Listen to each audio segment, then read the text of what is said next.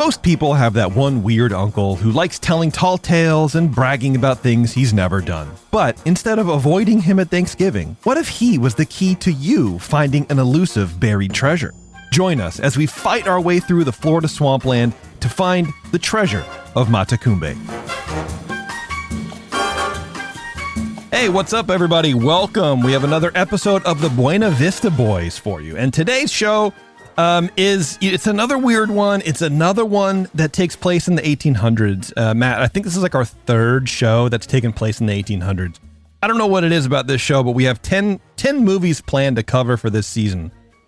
3 of them take place in the 1800s. And I don't know what that says about either Walt Disney or us or both. Yeah. Maybe. I don't know. Well, I think it's a pretty easy money saver because you just take a camera out into the wilderness that you don't have to pay for. That's true. And then they already have a Western town built where they shot like 700 things. So yeah, I think it's pretty easy money for them. Yeah. And I did notice like every time in all of these movies that, they want to show animals going around, it's always stock footage. Yep. Of the Disney wildlife thing or whatever. And it's like, in my mind, I'm going, Walt's thinking, I mean, obviously not now because this is 70s, so he's dead by then, but I'm sure they're thinking, hey, this would be a great way to just repurpose this content. We can fill it out. They don't really care so much. They're just creating content. Yeah. I mean, but he okayed it like in Davy Crockett too. So it's like, I know that, Ed Wood gets a lot of flack for reusing stuff, but like even the greats were doing it. So let's give him a break. Absolutely, man. Absolutely. Well, today's movie, I have it in my notes as the Treasure of Mamma because I didn't really understand how to say it, but it's the Treasure of Matecumbe. I believe that's how you say it. I've heard it like 4 times in this movie and I can't remember it, but it's the Treasure of Matecumbe, which is on Disney Plus right now. So if you're ever curious about whatever this movie is about, go, I don't know. I hesitate to say go watch it. There's a lot going on in this movie and we are going to talk about it. It's a little on the long side. It's like a 2-hour movie. Yeah. And I saw that it was in like an hour and 55 minutes last night. And I was like, oh, God damn it. Well, here's the thing. It doesn't need to be. It didn't need to be this long because most of it is not about the treasure. I'm getting ahead of myself, but most of it is not about the treasure at all, which I guess you can boil it down to like most things aren't about the thing it's supposed to be about, right? It's all subtlety, but this is not that.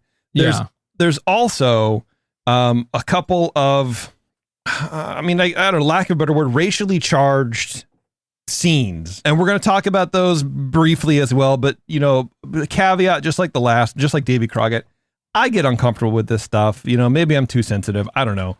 But when Disney starts the movie, they have a culture, trigger warning on it. And, I'll read that in a second. But there's some things in here that are just kind of weird, I'll say. Not too off the wall, but you kind of look at it now in today's lens, like, oh, that's not good. Well, because it takes place not too long after the Civil War. Yeah, it's like 1869 or 1862 or something like that. There's still people. Let's frame it like this. There's still people in this movie who are calling people carpetbaggers and Yankees. So that's where we're set. And all the things that come with it. So that's just to let you know. Yes, very well put, Matthew. Very well put. Good job. Balance this out. Yeah, so we'll get to all that kind of stuff. But the Treasure of Matecumbe, you got to search for it a little bit. It's on Disney Plus. Check it out if you want to, experience some of what Disney has to offer. So if that's it, Matt, we're just gonna jump right into the movie. Let's do it.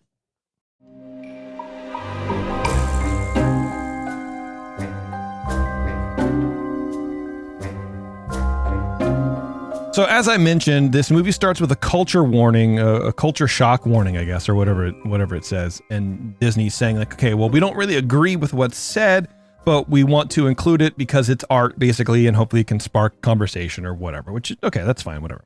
Yeah. So I found out later, and one thing this movie doesn't do, which a lot of movies don't do, especially the ones that we've watched, but the ones from this era in 60s, 70s, they don't explain anything. And then they kind of over-explain the things that they don't need to over-explain. But they don't tell you that this movie takes place in Kentucky in 1869, supposedly. So that's where we're at. I had no idea. I'm just like, okay, fine. And how did we find that out? Because I think I found out that it was in Kentucky right after the Civil War through descriptions of the movie. Yes, I found it through IMDb, I think. Yeah, but you're right. When this movie opens up, they don't tell you where we are. They tell you we're doing, what year it is.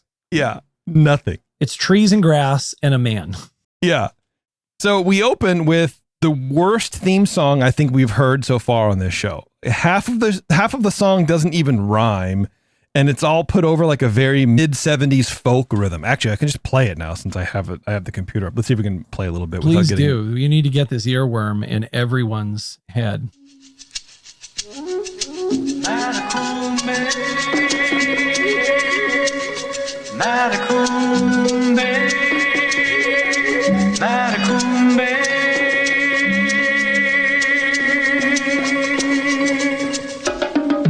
Burning deep within my soul, a place where men and dreams have vanished. Treasure waits to take its toll. You know I hear you calling to me. Wild bird flying across the moon. All my plans are cloaked in darkness. Seems like tomorrow can't come too soon. You know I hear you calling to me. It's just not good. It's just not good. It's like rhyming every third line in the verse or something like that. It's awful. It's awful. Anybody who we had like convinced somehow to go watch this is now like, nah. No, sorry guys. 2 hours and that song, not worth it. Screw you guys. Yeah. So, as all movies open, they have the credits of who you're going to see in the movie. Underneath that, we have shots of a man running through, kind of rough terrain, and not in the fun way. It looks like he's running away from something, running for his life.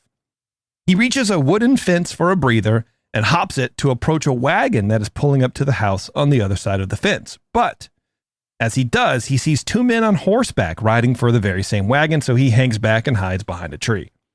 The 2 men on horseback, who we learn later are Sheriff Coffee and Mr. Cantrell, approach the wagon, and we meet 2 ladies, one older and one younger, called Miss Effie, and a small boy about 10 years old called Davy. The men explain to the older woman in the wagon that they are looking for Ben Carson, a slave who had run off from the military with some belongings of Mr. Cantrell's. The lady says she hasn't seen him, and the sheriff tells her to let Ben know he wants to see him if he comes around. There's an ominous tone here that I can't quite explain, only to say that something about the sheriff doesn't really seem legit. Mm-hmm. Spoiler alert, it doesn't pan out. It's just a weird scene. Night falls. Do you even see those guys again? I don't think so. And I was just going to say, characters again. I guess let's talk about it now. What is Mr. Cantrell's thing? Like, what belongings did Ben supposedly steal? It is brought up 0 times later. It's just that scene. Yeah. And that's it. Also, the connection of Ben to these women is not established at all. Well, does he actually live in the house? Well, what I didn't want to say is that the sheriff is like, we're looking for your, I don't know. Yeah. I feel uncomfortable even saying, and it's not the word for slave. It's the B word, whatever, black, whatever. Yeah. It's just, I guess the overarching issue is that he's talking about a character that we have no reason to connect that character at the very beginning running with the character they're talking about. Correct. There is at best an inference. Yes. And we don't know the character that they're talking about, what his connection to these ladies are. Does he live in the house? Does he work for them? What is happening? Yeah. Right. Yeah. Night falls and we find Ben outside whistling for little Davy from outside. He's like doing a little whistle and going, Davy. Davy lays in bed. He wakes up, rushes out to meet Ben, and then he's asking Ben why he didn't just knock on the front door, which is a valid question. And Ben replies that he didn't want the whole house to know that he has a secret for Davy, that he's found treasure. Gold. Specifically, gold that Davy's dad had buried, so someone called Spangler wouldn't be able to get to it. And Davy rightly asks, who's Spangler? And after what seemed like an eternity of a pause, Ben replies with, the devil himself. Yes. So after that scene, we cut immediately to being inside the house with Davy and the 2 men from the wagon asking Ben, what about this treasure? which is funny because Ben didn't want to wake anybody else up because he didn't want anybody else to know. And Davey was like, well, let's just go inside. We'll get some food and we'll hang out. We'll party a little bit. What do you think? So here's right? here's a little bit of that on the Victrola. Yeah, let's crank this up. What's all this talk about a treasure? Well, we just put down cargo at Mobile and got paid in gold because that was the only money worth anything by then. And Captain Bernie decided to make one more run to the Bahamas, and that's when the Cumberland spots us and starts closing in on us. Was that Yankee gunboat that sunk the Flora B? Mm-hmm. Spangler's boat. But Captain Bernie was smart. He took the Flora B in shallow water where the Cumberland couldn't go. And then he hid that gold. Then it's still buried somewhere? Yes, ma'am. Way over yonder in Florida. And I gotta get Jim Bernie. And Jim Bernie? What do you want with that rapscallion? Well, Captain Bernie told me that his brother would help me to get the gold for Davy so that Davy wouldn't lose Grassy. Jim Bernie never did finish anything in his life. Do you need money, Ben? Well, I ain't got no, Miss Lou. Well, we can let you have a little. Lou, a very little. Now, just where is this gold supposed to be? That was a map that Captain Bernie sent home before he died. I never saw a map in Clay's things. It's in the book. The one he's always reading. Of course. There's a lot to unpack there. So apparently Ben served with Davy's dad during the Civil War, but the inference of slave ownership from the sheriff, it sort of counter to that. I don't know. And then like Lou, first of all, that accent on Lou, that lady, is he buried there? Do you need money, Ben? What are you doing? You guys have to understand that that lady the whole time is dressed exactly like the woman who comes out of the window in Pirates of the Caribbean. Don't be cheeking. Exactly. Yeah, for sure. With the frilly hat on. It looks amazing. And so if Ben was owned by Davy's family, which is, like I said, the inference that the sheriff implies, why won't they give, why does Miss Ellie go, Lou, very little. Yeah. We're not going to give you too much money. We just, bought also, you. Wasn't there something about them losing the house at the beginning of the movie? So it's like, just we know that they don't have a lot of money. Yeah, that's the thing. Is that's why they're trying to get the gold, is to not save lose their house, which they just call Grassy.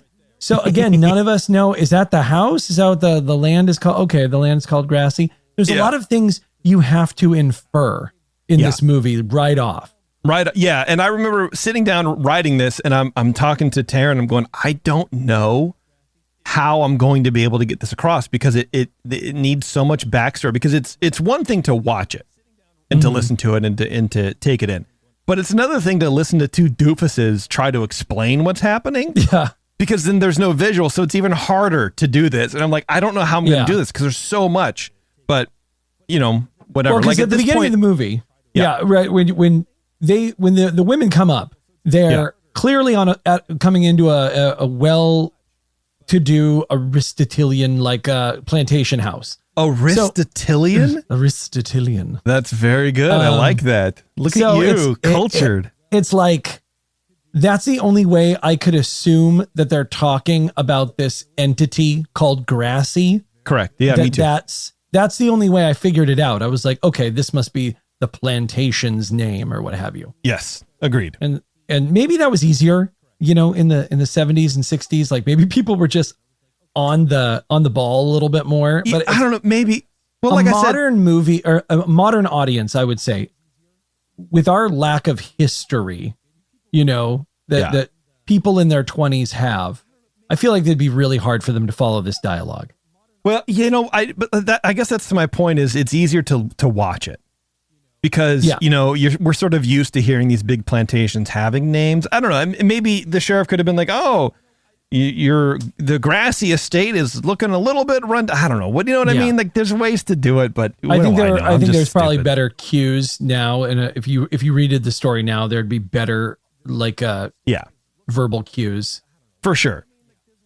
So anyway, that's the thing. Captain Bernie hid this map in a book, and apparently Miss Effie knows exactly what's going on. I love that little stinger that's like in every sort of mystery in the 70s. Like, doo-doo. Yeah. There's so much setup in this scene that the plot almost collapses under its own weight. There's a lot going on. But we fade out from the dinner table and fade up into the attic, where our band of noble companions, it's 3 white people and the slave they used to own, but still, there are noble companions. They're flipping through a book, and Miss Effie says there's nothing in there except for what Homer wrote. So it's like the Iliad or the Odyssey or, whatever. Yeah. Davy takes the book, and as Ben tells Miss Effie that he doesn't know much about the treasure or where it is, Davy says something that made me flip back and forth between scenes for 5 minutes, no joke, trying to see if I missed anything. He says, quote, "Maybe he meant hold it over the lamp like this." And then he holds one of the blanker pages of the book over the oil lamp they're using to read by. Again, maybe he meant hold it over the lamp. Who meant this? And when did they say this? This movie is 8 minutes into it, and it's the first utterance of the word lamp so far. I don't know what's going on. And I'm like jumping back. I'm going back to the scene of scene. Like, what's going on? When did anybody say this? Nobody did. Well, yeah, that's the I picked that up too. I thought, like, who said something about like the light will guide your way, or like this book is like your light in the darkness, or anything like that. Like, no one said anything like that. No, not at all. But anyway, as Davy holds the page to the light, a map is revealed. And you ever do that trick when you were a kid where you take a toothpick and you dip it in lemon juice and then trace it on paper and then hold that paper to heat and then your drawing appears? That's what it is. It's like, it was amazing. Like that. Yeah. So as the map appears, we get a shot of the front door downstairs. Shadowy figure lurks on the porch. Suddenly, the front door literally explodes with men, and Spangler's crew rushes into the entryway. And I'm assuming it's to get the map that I didn't know that anybody else knew about. You know what I mean? Like, that's the other thing where suddenly, Ben was saying, oh, well, he, your dad sent the map home so Spangler wouldn't get it. But I didn't know that Spangler knew about the map or that he knew where Ben was. And I guess I had to, while the scene's going on, I'm trying to put it together that's why Ben was running. I didn't know that Spangler was in town. Nobody called ahead. I'm going to be there blowing your door down. Yeah. This is super weird. Yeah. This is one of those things where it's like, oh, how does he know? Oh, because the script says he knows. Because he knows. Comic book logic is what I always say. The whole thing seems kind of overly aggressive, but whatever. Upstairs in the attic, our heroes rush to the attic door and peek out, and we get a view looking down from the top floor of the intruders creeping up the stairs very slowly, as if the whole town didn't just hear that entrance that they made. Miss Effie goes out to confront the Spangler men, and they state they're looking for Ben. They know he's here, and they have every intention of getting him. But she runs back into the attic and tells them to barricade the door. And ever so slowly, the men downstairs make the short climb to the attic. And it kind of reminds me of when you first get your ant farm as a kid. Have you ever had an ant farm? And then the ants get shipped to you, and they say put them in the refrigerator first so their metabolism comes down, because if you just pop open a warm vial of ants, they're just going to go everywhere. Yeah. But this way they can, that's what it looked like. They're just moved down slow like molasses. He had gotten all these bad guys at the store. And he had to put them in the deep freeze. I need y'all to warm up a little bit before we break into this here house. So we cut to the outside of the home where one of Davy's friends, Thad, is calling for him. Thad is short for Thaddeus, by the way. I don't know why I had to say that. Inside, the two women hold the door with all the stuff against it, while Ben and Davy escape with the book. As the Spangler men breach the room, Spangler is out in the hallway, and he's literally shoving them inside the room with his foot on their butts, which I found very funny. And he also brought his own like weird little baton. He did. Yeah. Like, he's very weird. That's another one of those things, because he's captain. And so he's a sea captain, but even on the land, he's acting all captainy. He needs a stick. And so he needs a stick to be pointing at things and saying, go, go. Davy and Ben escape by jumping on a tree branch from the top window of the attic, right? Scurrying down the tree, they meet up with Davy's friend Thad, Spangler reaches out the window with his gun, and as the crew is now running down the property or whatever, Ben gets shot in the back, falls down. Oh, man. But he stands back up and he continues to run, which is great for him. Yeah, like he catches holds up his back. Yeah, he catches up to the boys, and with his final moments on this earth, tears the map out of the book and gives it to Davy. Davy and his friend Thad run on, reaching the barn, jumping on a horse and escaping into the night. The two boys make it to the river, which I don't know how far away it was. I don't know why I even said that. Flip a rowboat over and start paddling away as Spangler's men somehow caught up to them, which kind of is a theme in this movie moving forward. Like long before Apple AirTags, there was Captain Spangler. Yeah. This guy has, I don't know, metal in the end of his nose or something. Like something like that. He's human GPS for sure. He's just there, and you don't know how he knows to be there. But he is it. Yeah, he is there for sure. So the boys are on the river now, and here's a little bit of dialogue of that. You keep reading that map, you're gonna wear it out. I'm just studying it. Davy, you really think you can find that treasure way down there in Florida? It's a long way from Kentucky. I don't know, but I'm sure gonna try. Maybe there's enough gold to keep the carpetbaggers from getting our place. Where'd you live if they used to get grassy? I keep thinking what would happen to Aunt Effie and Aunt Lou. They've always lived there. Your Aunt Effie and Aunt Lou should be surprised if you was to find it, wouldn't they? Davy, those men catch up with us. They might kill us, same as Ben. I still wouldn't tell them where the treasure is. Not even if they was gonna kill you? They couldn't make me. Me neither, Davy. I like Ben. Let's take a sacred oath. We'll never tell. No matter what they do. No matter what. I gotta say, I love these two kids. These are like in a lot of the Disney movies that we've seen and that we probably will see. The child actors seem like they're pretending to be adult actors, but these two kids kind of just seem like kids. Like especially Thad. I think he's the more natural. Davy's pretty good too. But Thad just kind of more naturally like charismatic, I suppose. And he's not acting. It doesn't look like he's acting too much. I mean, of course there's a little bit, he's like 10 or whatever, but I don't know. I like them. I think they're good little kids. Yeah. I think their acting is very loose and natural. And I like that there's a lot of movement to them. Like they don't just stand around, like they hop, jump, they're running, they're rolling around, they're getting scraped up. And so I think that's really good because that feels very childlike. Like they're not two characters that just stand around and let adults do everything. Right. You know, and that's good because it's like the movie's on them a lot. It is. Yeah. And this scene, I'm getting a lot of like Huck Finn and Tom Sawyer vibes from this whole setup, which I guess makes this whole movie sense. Really. This whole movie. Yeah. But like this in particular, because isn't there like a blood oath in Tom Sawyer? Didn't Tom and Huck make some sort of oath? Oh, I'm sure. On the river as well. Like, I don't know. That's what I remembered. Like, all right, whatever. Yeah. Anyway, we fade out and we fade back into the boys. There's a lot of that too. There's a lot of transitions of like the same characters, but we just get a fade. They're running through the forest.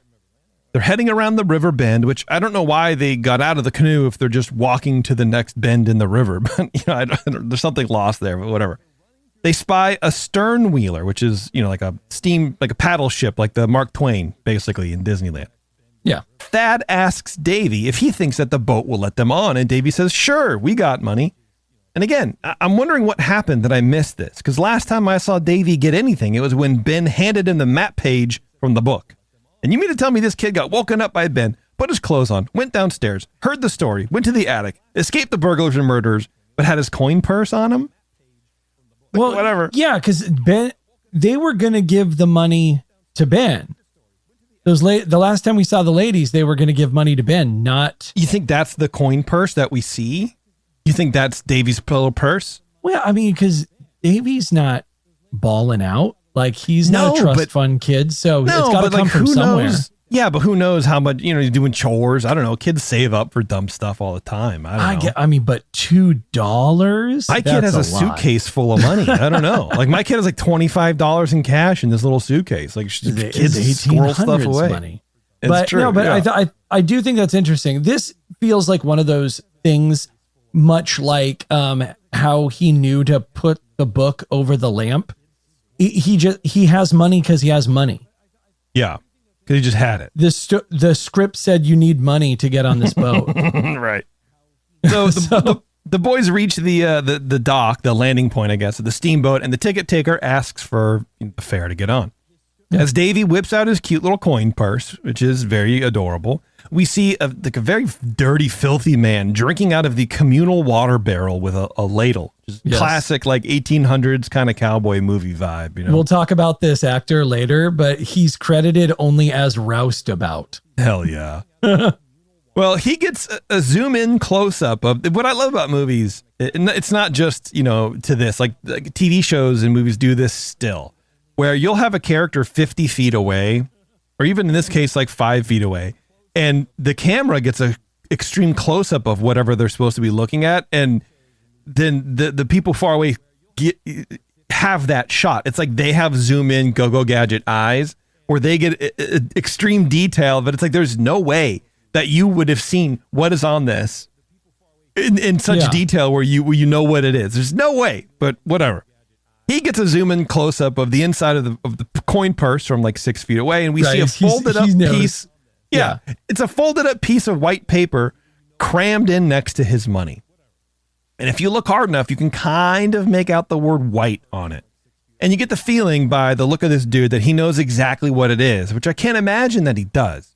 Like, nothing about this paper screams map to me. Well, anyway. Yeah, I didn't know if he was misunderstanding that was maybe money. Like, he thought that white paper was like more money. So, like, this is... So what I've noticed about myself doing these shows is I'll watch these movies twice. And then when I'm pulling clips, I then put something together that I didn't first understand. Yeah. And so later on, when it comes to a certain scene, I will explain to you what I finally put together about this. No, please do. Yeah, because right now I just see a dirty man drinking a ladle of something, maybe soup, maybe water. That's accurate. Yeah, he just looks money hungry. Gazpacho. Anyway, they board the steamliner and they head to a place called Friar's Point to meet Davy's Uncle Jim. That's where they're going. Apparently, Jim can do anything, and Davy kind of brags on Jim for a bit that he's super special, and Thad's like, oh, that's really great. The boys make it to, I guess, steerage. I don't know the term. It's somewhere on deck, on the main deck, where there's like farm animals and big bales of cotton. Thad lays down on one of the bales and says, I've slept on worse. And then he sort of rolls over and gets surprised by a woman wearing a wedding dress. Little boys who know what's good for them do not sit on bales of cotton spying on ladies. What's hiding? We wasn't. We didn't even know you were here. Just a minute, gentlemen. I'm Captain Boomer. Your fares, please. I have reason to believe my sister's aboard this boat. Not having had the pleasure, I couldn't say. She's about 5'6". She's wearing a wedding dress. No one wearing a wedding dress boarded this boat, I can assure you. She wouldn't buy a ticket from the clerk, you fool. She's a stowaway. She hasn't got a red cent on her. She's trying to get to New Orleans. If I find her, she'll be put ashore like any stowaway. Meanwhile, gentlemen, you have exactly 2 minutes before we cast off. Not till I find that handful, you're not. Is the big ugly one your husband? No. And he's not going to be. I don't care how much money that Yankee's got. They come looking for you in here, they're gonna find you for sure. I know, we'll hide you in with the animals. I couldn't. If you don't, you're gonna get married. But Laureate might have had a change of heart, Farrell. Nonsense. She's nervous, that's all. Women are like that on their wedding day. Did you see a lady in a wedding dress come through here? Answer me and be quick about it. What would a lady be doing down here? Let go of my arm. Perhaps we should get back to the guest and explain there's been a postponement. To blazes with the guest. What about back there? Most brides would be rather conspicuous among the livestock. But then I have never seen your sister, sir. Roasted. Absolutely destroyed. I mean, the sickest burn, the most clever, like, retort I love it. I just, I don't know, man. I love it. Wonderful. I think it's so good. This scene, and I don't want to diminish the rest of the movie. The rest of the movie is fine, but there is such a lightning in a bottle moment in this little scene, because you just have these two great lines stacked on each other, and the whole scene is ridiculous. But you have that thing where he goes, "If you don't, you're going to be married." I love that. It's good. It's good. It's tight writing. There's a few lines in this movie that are like that. Yeah, no, and Thad did an awesome delivery on that. And then it's like right after that, you get that great line about I haven't seen your sister, and just the whole little bit. I kind of went from like, all right, what's happening here? Because we're jumping from scene to scene. I kind of propped up at that point. Like this scene brought me back to life for the rest of the movie, because I was like, this writing is so good. Interesting. Yeah, I actually can't wait to see what happens next. So Pharaoh gets punked by these kids, gets kicked off the boat by the captain, and Laureate is removed from the hay by the kids. Yay, we saved someone. She mutters something and then goes off to the ladies' deck, is what she calls it. She never looks twice at the boys, doesn't even say thanks, just kind of, whatever. The boys go exploring on the boat, which is, of course, what you would do, and they peek through a window. It's later that evening. And the window leads into the gambling room. The captain, later in the scene, calls it the Texas deck, which really annoyed me. Yeah. But, whatever. But from across the room, they see Laureate. She enters the room. She's like, oh, wow, it's the lady. She approaches a man at a card table who's fleecing people with the classic card game of the scoundrel, 3-card Monty. So she approaches, plays dumb as a post, and pretends not to know what the game is even about. So the man explains everything to her, how you play, right? You look for the baby card, and they bet $500 on the next round of card. The card dealer says, before we start, I need to see the color of your money, which is, totally reasonable thing to say. Like, if you're going to bet me $500, I want to make sure you got $500 on you before we start going. You know what I mean? Yeah. So she gets all huffy and goes, well, I've never had anybody challenge the veracity of my, whatever she says. Yes, so she says she's a Southern lady. She's like, she kind of throws that out there. I'm a Southern gal. How dare you? Yeah. The card dealer, sensing the crowd that he had gathered, is kind of on her side and thinks he's being a jerk for questioning whether or not she has $500. He starts to rig the already rigged game by sliding the baby card, or the card that she has to find, out of his hand and under his leg. So he only ends up dealing out 3 aces instead of 2. And I don't know if anybody knows how 3-card Monty works, but you deal 3 cards, but there's 1 stacked on the other. So it's a yeah, it's you never win. You never win. Right. Follow the red card. Follow the red card. Follow the red card. Yeah, exactly. Where's the lady? Where's the lady? Yeah. So he's removing the 3rd or the 4th card, so it's just the 3 aces. So no matter what, she's going to lose, right? The boys happen to be positioned properly to be able to see all this happening, to see the guy rigging the card game, and they're noticing that she's not going to win at this point. I really hope that they go and save her, because I'm so invested in anything that happens to anybody in this movie. I'm not really. So the card dealer gets all cocky and he says, well, I'm going to go real slow for you. Yeah. He mixes the 3 cards really slowly. He lays them out really slowly and deliberately. And Laureate plays into it, and she pauses and she goes, oh, I don't know. How about this one? And she puts her finger on the middle card. She holds it there. And she goes, well, why don't you turn the other 2 cards over? Which is a great way to catch 3-card Monty cheats, I suppose. Like keeping her finger on the middle card, which she thinks is the baby card. She flips the left card over and shows it's an ace, and everyone claps because they're like, oh, she's probably right. Then she does the same thing with the card on the right, and it's another ace. So everybody goes, oh, well, she won, because the middle card has to be the baby card. Logic dictates. Logic dictates, yeah. And she's working this guy, exclaiming that the middle card has to be the baby card, right? So there's no need to flip it over, because what else could it be? And she says, well, sir, if I understand the game, you owe me $500. And we can tell this lady's smart, because instead of just calling him out for the scam, she forces his hand, no pun intended, to pay her, or to be exposed as a cheat, which would probably get him thrown off the boat in the middle of the river, or worse, really. So he stands up, he pays her $400 in cash and gives her a ring that he says will cover the rest. So he can continue fleecing people. She gets over on him and, no one's the wiser. Yeah. Okay. We can't leave this scene without letting people know that the gambler doing this is Dick Van Patten. That's right. In just the most delicious mustache I've ever seen. This thing is wild big. It's truly handlebarred. Hell yeah. So nighttime falls. The boys are sleeping on the cotton bales out in the open, and our creepy, dirty, water drinking guy from earlier is sneaking up on them. He reaches out and he cuts Davy's back pocket and removes the coin purse, which I don't know how he knew it was there, but we'll move on from that. He opens up the purse, sees the map, and just as he starts to walk away, Davy suddenly wakes up and just screams, "My map!" without really pulling his head up or checking to see if it was even gone. He's just woke up. It was like, "Bah!" But he's a kid, and I guess I can forgive him for jumping the timing of a scene a little bit. So he rushes the man, who pulls the map out and throws Davy's coin purse overboard and runs away. Davy and Thad give chase. They're running all over the boat, screaming, "Robber!" and "Help!" and nobody cares. The boat was full of people, and now there's just nobody around.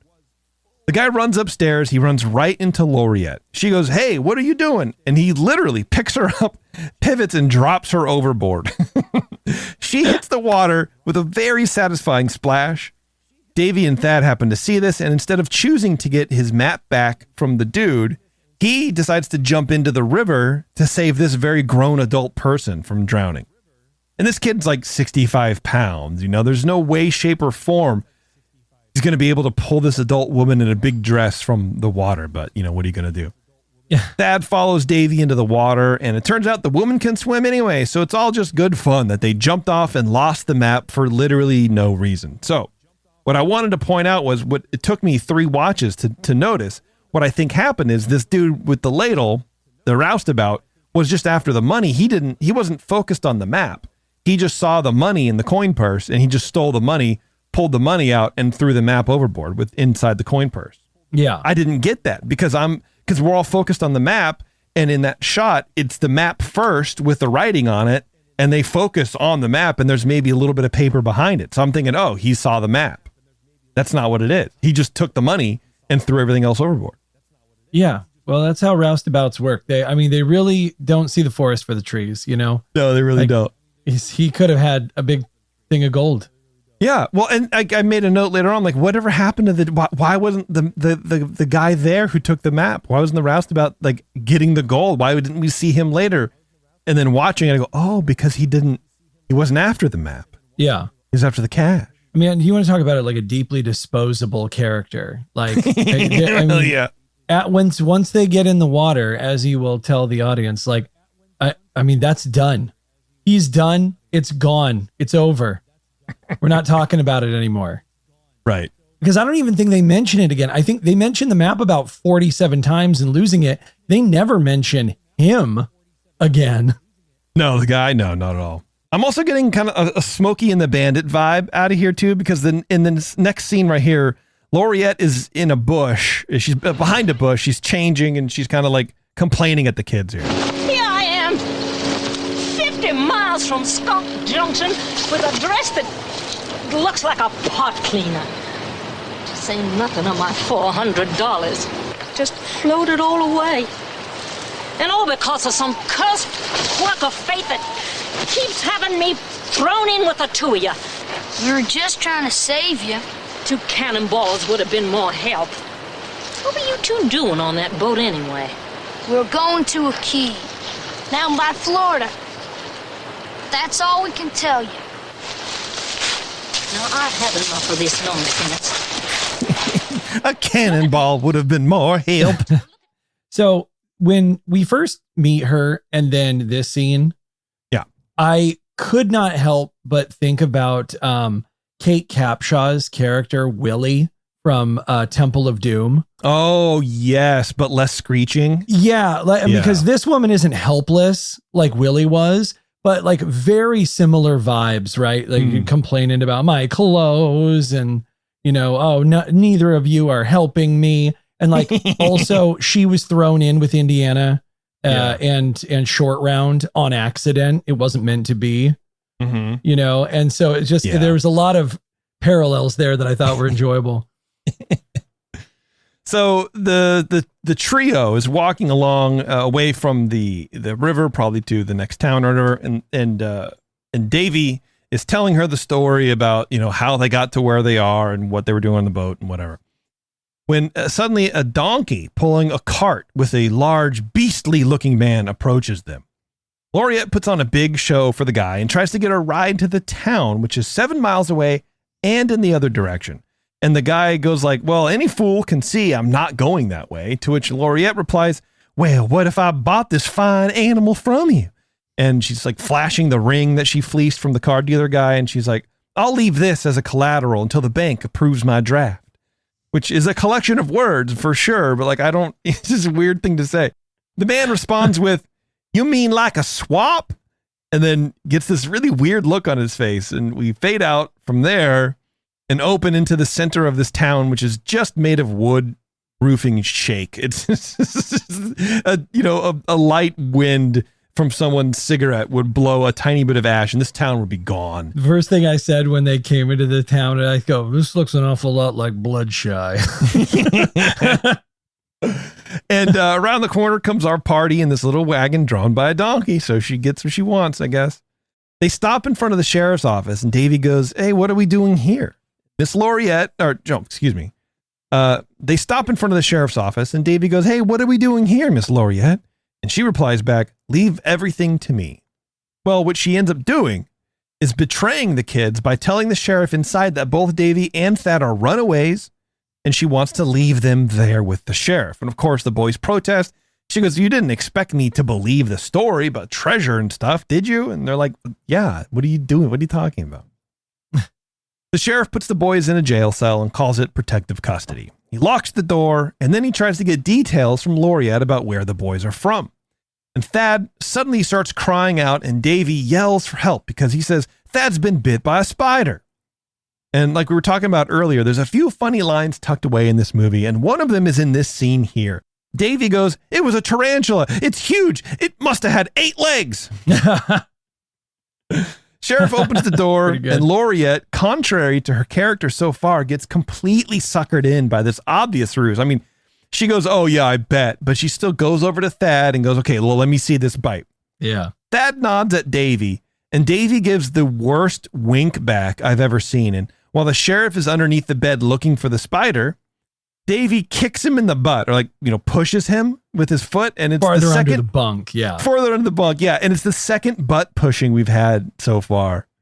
As he does that, Thad grabs Laureate's arm, spins her around and throws her on the bed. And the two boys run out and lock the 2 grown adults in the cell.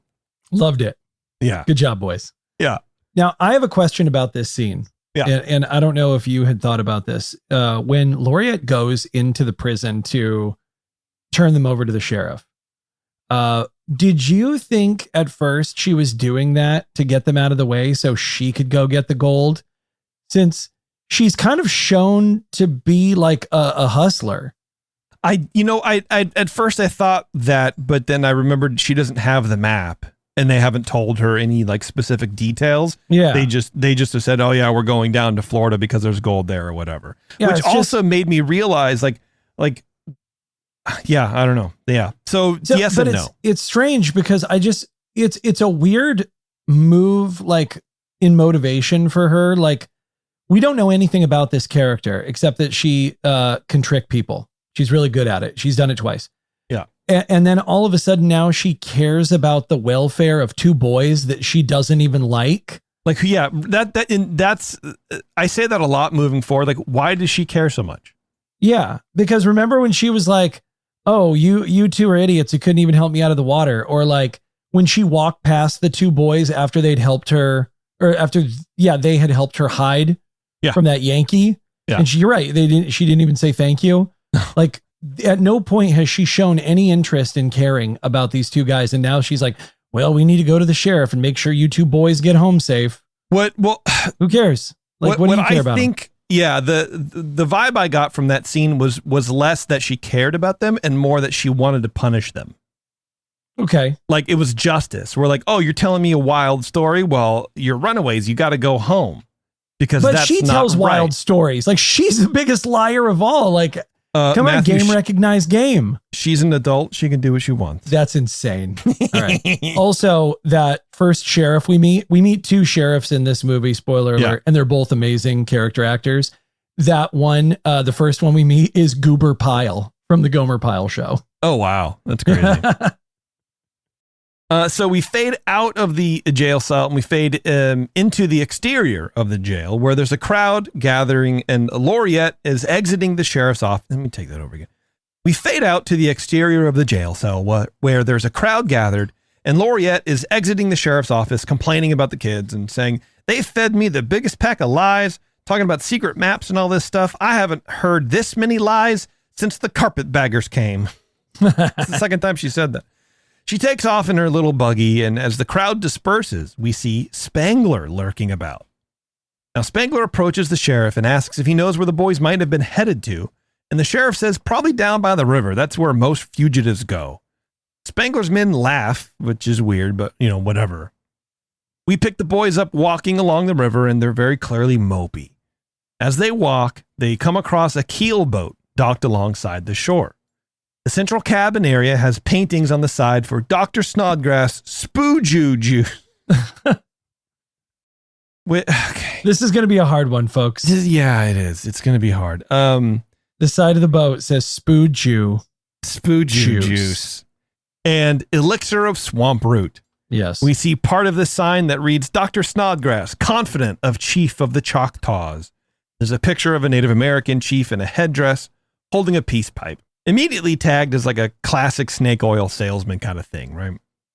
Suddenly, man starts singing, and we meet our next main character, Dr. Snodgrass, as he sings what is essentially his own jingle about how great his medicine is. And I kind of liked it. I thought it was really funny.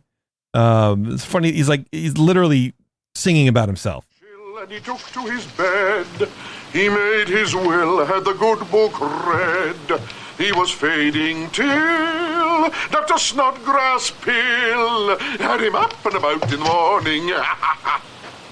Oh, this is the burden of my tale. Snodgrass's pill can never fail. Fine day for a constitutional. Increases the circulation, reduces general debility. Sir? You boys alone. Just me and Dad. What you making? Elixir of swamp root. Funnel. Yes, as from the ancient formula of the Aztec Aboriginal. What's it for?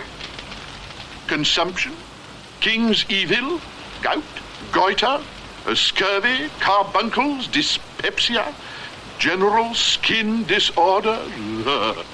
It can cure all that? That and more. And of all the people in the world, you are the only two to have seen the nostrum in its formulation. Are you going downriver? Could you use some help as far as Friar's Point? Are you boys wanted? It's kind of a long story, and you probably wouldn't believe me when I'm through. Well, some people don't. Well, of course, I couldn't offer you more than the usual apprentice wage. $1 a week with sustenance and lodging. But then, of course, you'd have the privilege of serving the greatest master of the healing arts. Who's that? Me, Doctor, may I present myself? Ewing T. Snodgrass, M.C., P.M., Ph.U.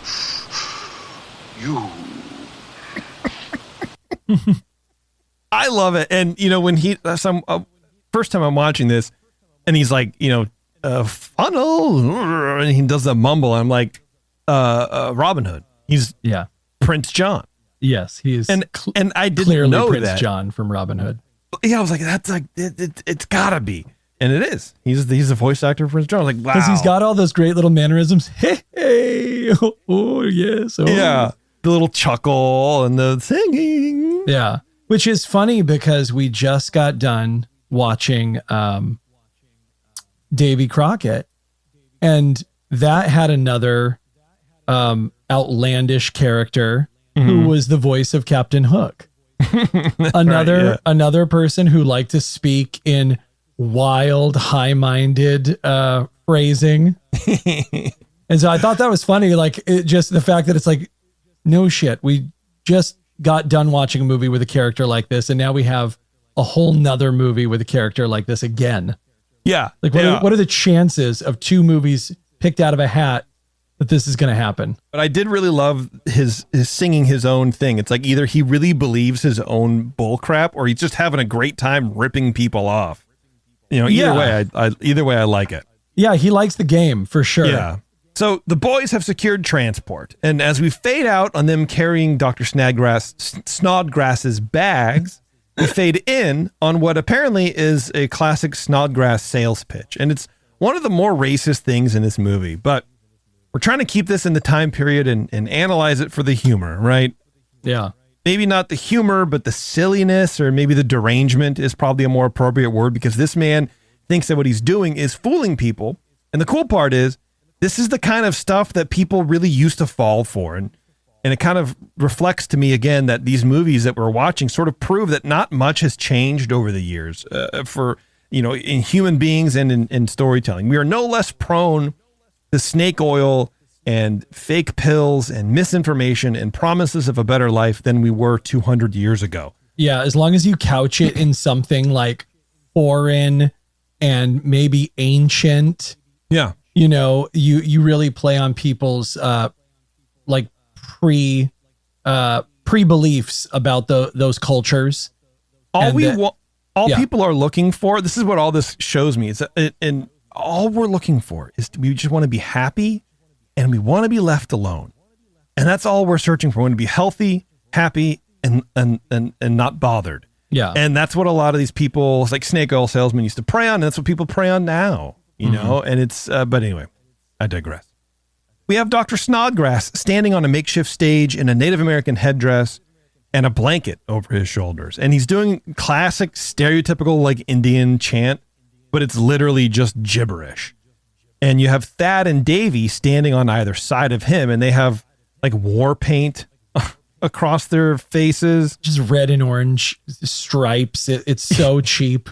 Davy has like 2 arrows, it's like, what are we doing here? What are we even doing? The headdress made me think of the Indian chief from Peter Pan. Like if you guys remember that. Oh, he has horns. He has these big horns over the top of him and everything. That's kind of the vibe he was giving off. Yeah, for sure. Just to put it in your mind. So Thad and Davy are standing on either side, and they have, like I said, the war paint on their faces. They have a headband with a feather in it, and they each have kind of those Native American blankets over their shoulders and their arms crossed in front of them, and it's just weird. Behind them are 3 like really tall hand-painted canvas panels, and one says, Indian salve of Dr. Snodgrass, and a bunch of others, the blood purifier, and whatever it says. And I think all these things you could have probably bought from Alex Jones up to at least a year ago. So here's a little bit of this.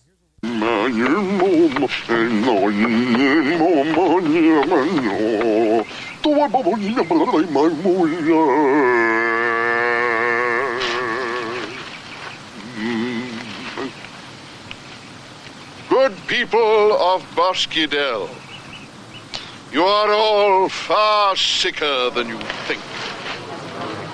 My opening incantation was, as always, in the Choctaw tongue, and dedicated to the late great chief, Wawa, to say, I am indebted to this great chief and to the whole Choctaw nation for my rugged constitution, nay, for my life. What'd they do for you? What did they do for me? Trussies.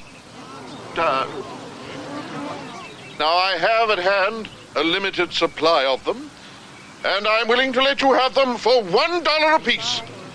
And I'm going to send my 2 young Choctaw assistants, Swift Deer and Brave Bear, among you, in order to help you adjust them according to your own particular requirements. All right. So a little description of what's happening here. When he says trusses, he opens up his coat, and there are these like pads that are kind of wrapped around his body in different places. Like one's over his stomach, and 2 are on either side of his belly button, and they all say like Snodgrass, fever, something, and liver pad. And the boys are just like tying them on people in the crowd, like kids in the crowd too, which is, funny. As this is happening, you see Lauriette roll up in her wagon, and she takes note of what's going on, and she kind of just moseys on her way. It just kind of seems like a throwaway little appearance. Snodgrass asks the two boys to go get more of these trusses, and then he just makes these pretend Native American sounds at them to sort of sell the fact that they're really Indian boys and not just random kids. I mean, one's black and one's white. Like, nobody thinks that they're Indians, but, Yeah. It's cringy now, but like thinking about humor back then, like it wasn't intentionally racist, but it's pretty dark, man. It's just kind of like, blah, blah, blah, blah, blah, blah. You heard the thing. He's like, oh, that's original Choctaw. Come on, man. Well, and it's one of those things where it's like, okay, we're watching this now from the early 70s. Are we supposed to believe in any way that this hokum actually worked on the people of the 1800s? Like, this is what I think so. That's what I believe. Like. Or is this the interpretation of the 70s thinking that this is what it looked like? Probably. That's hard for me to understand. Is like, is this the 70s looking at the 1800s? I think it's rooted in fact. I don't think it's exactly like this. Yeah. But definitely there was a lot of this, like, bull crap, people selling vials of muck and killing people. Oh yeah, snake oil salesman for sure. But it's like, you're right. With the two, like, you had Thad, who's clearly like a dark skinned gentleman. And then, and then you have juxtaposed to Davy. They're both supposed to be Choctaw boys. Right. Yeah. Did people believe that? I don't know. Probably not. Was that really being bought by people? I don't know. So we pick up Lauriette in this next scene, pounding away on the glass of the sheriff's station door. It's a new sheriff this time who answers the door. It's an older guy for some reason. We don't know why. She tells him, you have two runaway boys who have fallen in with a fraud who's hog-swaggling the citizens of this town. And I don't know why she gives a shit. I don't get it. These boys hid her from her betrothed, and I'm just going to go ahead and hyperbolically say saved her life from that marriage, right? Then she gets thrown overboard, and they try to save her. And while they're only boys, they're only kids, they weren't able to really do anything, and she ended up actually saving them. But whatever. Their hearts were absolutely in the right place. And she is just one whole asshole to them. Like, she's just not being kind. No. Well, the sheriff apparently knows who this guy is, Snodgrass, and he's all fired up to go get him. And Lauriette wants to sell the mule and the wagon and get a steamship ticket out of there. Like, she's done with this adventure. She asks the sheriff, where can I sell this crap? I got to get out of here. So I'm thinking, okay, she's gone.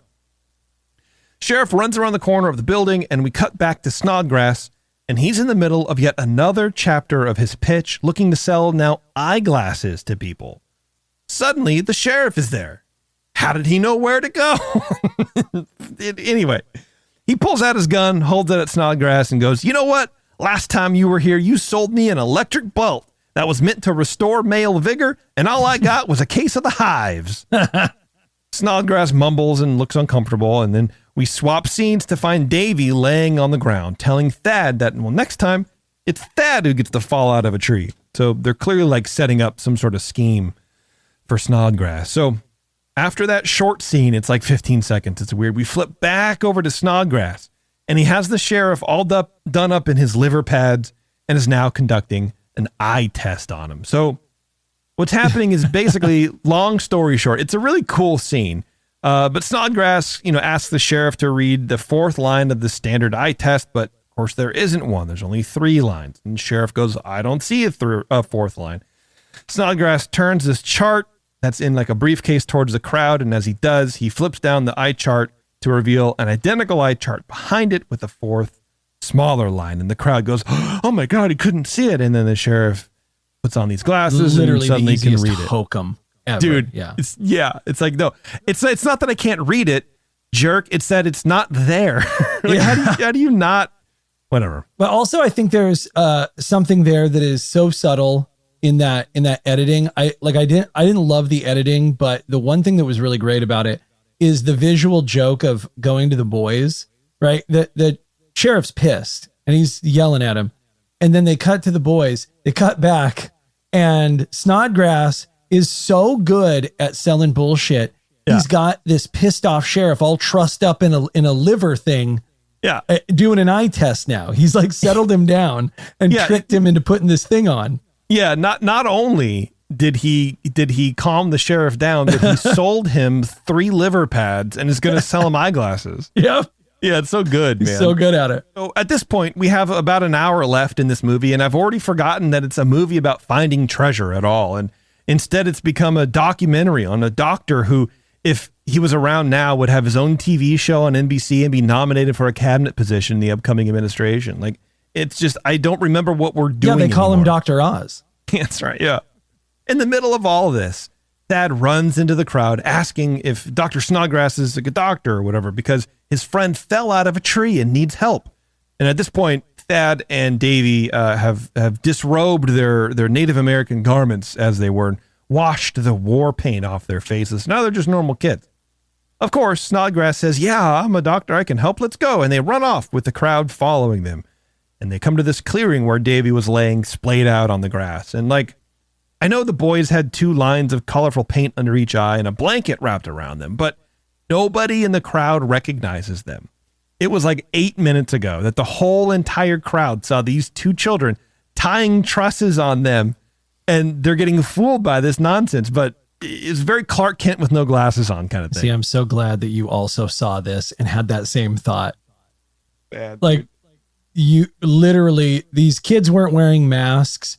They just had a tiny bit of like football black under the eye paint on. Yeah, it was terrible. And now all of a sudden, these are all brand new children. No one's ever seen them. Yeah. Nonsense. So Snodgrass gives a little bit of spooju juice to Davy, fix his broken back. And behind the crowd, we see Spangler and his men sauntering up on their horses. Davy, does his thing. He's playing along. He wakes up, but he sees Spangler in the crowd, and then he falls back down on the ground pretending to, be dead or whatever. Snodgrass is kind of stressing at this point because the con isn't going as planned, and for some reason, we also see Lauriette in the crowd again.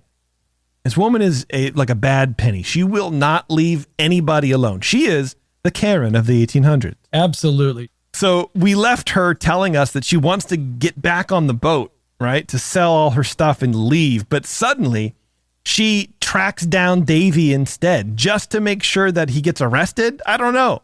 Yeah, that's what I don't understand. She sent the sheriff. He's doing his job as far as she knows. Like, she is such a micromanager. She's got to stomp all the way down there. Yeah.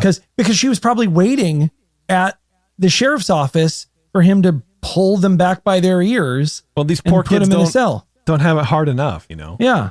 So anyway, Snodgrass is like, son, what's your name? Trying to wake up. And Lauriette says, it's Davy Burney from Kentucky, and he's a runaway. Oh my God, stay out of this kid's business. Yeah, he's doxing him. So Davy jumps up and goes, Spangler, run, Thad. And then everybody screams and runs off in different directions as the Spangler crew literally ride their horses through the crowd chasing after these boys.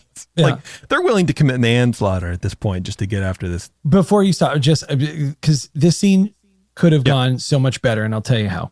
And then we'll move on. But when Snodgrass gave him the elixir and he looked up and he saw Spangler, the kid should have immediately jumped to his feet and ran. And then everyone in the crowd goes, that's amazing. That's what I thought was going to happen. They all start buying bottles of it. And then we could have cut out anything with Spangler in it because he's not an interesting character. And we could have cut out any of that nonsense that doesn't improve Luann or whatever her name is, her character. Yeah. Lauriette. Yeah. That's what I thought was going to happen. Nothing either of them say contribute to that scene. And if he just got up and ran and everyone was amazed and started clapping, so much funnier. Yeah. So Davy peels off and is running through the woods, and Spangler's men are after him, eventually cornering him with his back against the cliff that overlooks the water. They dismount, and for some reason, Spangler pulls out what looks like a magician's magic wand. And we were talking about it from earlier in the show. I don't understand it. It's like a pointer stick. But he gets off of it. He didn't have it in his hand. He gets off of his horse, reaches into his saddle, and to pull it out. Yeah. It's like a security blanket. No, just not a he gun. needs to have this wand Yeah, it's very like phallic. a marching band leader. It's so weird. What would Freud say about this? So he asks Davy for the map, and Davy, rather than saying like, no, actually some dude stole it from me while I was on the steamship, I don't have it. He just stands there with his mouth wide open. Yeah. Then from behind the men, Laureate comes in with a gun and tells everybody to stop picking on Davy. She shoots at the ground in front of the men, forcing them to leap into the water, allowing Davy and her to escape. So the whole crew is now back on Snodgrass's boat. Laureate is tending to some scrapes on Davy's arm, and she finally believes the boys about Spangler, saying that Davy should find that uncle of his, and she's probably going to help him. Well, Davy says that his Uncle Jim can do just about anything, and proceeds to tell her how Uncle Jim used to have a salt mine at the sea, but the dam broke and all the salt washed away. And then he built a railroad through a bog, but the train tracks collapsed and the whole train disappeared. So I guess this movie is more about gullibility in the 1800s than it is about finding treasure, because most everybody that we've met so far is either a victim in or a perpetrator of scamming the absolute pants off of everybody they see. Yeah, it's so weird that they wrote all these characters like this, that she's a scam artist. They're going down the river with a current scam artist. They're going to find another scam artist. Yes. And all of these guys scam in different ways, which is hilarious. It's like an accidental Ocean's 11. Right. It's nighttime now, and our party's being led through the woods by an old man, while Mr. Snodgrass is trying to pump that spooju juice into this man's veins, just giving him the sales pitch nonstop. The old man goes, hey, well, that's great, but if you want to talk to Jim, he's over there, but you better hurry up. And off in the distance, we hear shouting and raised voices. Davy rushes off to see what's going on. And what's going on is this. One of the more uncomfortable scenes in this movie. A man in white robes and a spiked hood is lighting a giant lowercase T in the middle of the woods. As it goes up in flames, we get a shot of more of these ghost men cheering that the lowercase T is now on fire. In the middle of the pack stands a man on a horse with a noose around his neck. Now, it's a white man, so I feel like it's not as uncomfortable for me to talk about as it could be, but I really don't know where I am at this point in the movie, and even at this point in the show. Like, I'm so beyond out of my element. And Matt, I texted you while I was watching this, and I said that this movie, this is the point where I texted you, where I said this movie's probably the most racially charged content Disney has put out. And I would put that against Song of the South any day. Because at least Song of the South was more about kindness. I mean, yeah, the main character was, he was a slave, but he was like telling stories to the little white boy. And like, it was like about kindness and whatever. It was, sharing culture or whatever. This is like everybody's hunting Ben, who's a slave. And now there's the KKK. Like what? I kind of hate it. I kind of hate it, but whatever. We cut to our heroes in the woods and Thad calls out, "It's a lynching," which made me sad that he knows what this is. And I know it's a movie. I love that they gave him that line though. Like, because I think that almost, like, in a weird way, like, to go with me here, it almost like softens it in a weird way, because they gave the one person of color the line calling out this situation. You know what I mean? It's like he wasn't being talked down to by another person. It's like it made it that much more impactful that he's the one who called it out. Like, yeah, and you say impactful, and for me, I agree with you. I labeled it just, I was very sad for not only like the kid's character, right? Because like he knows what it is, but the kid as an actor.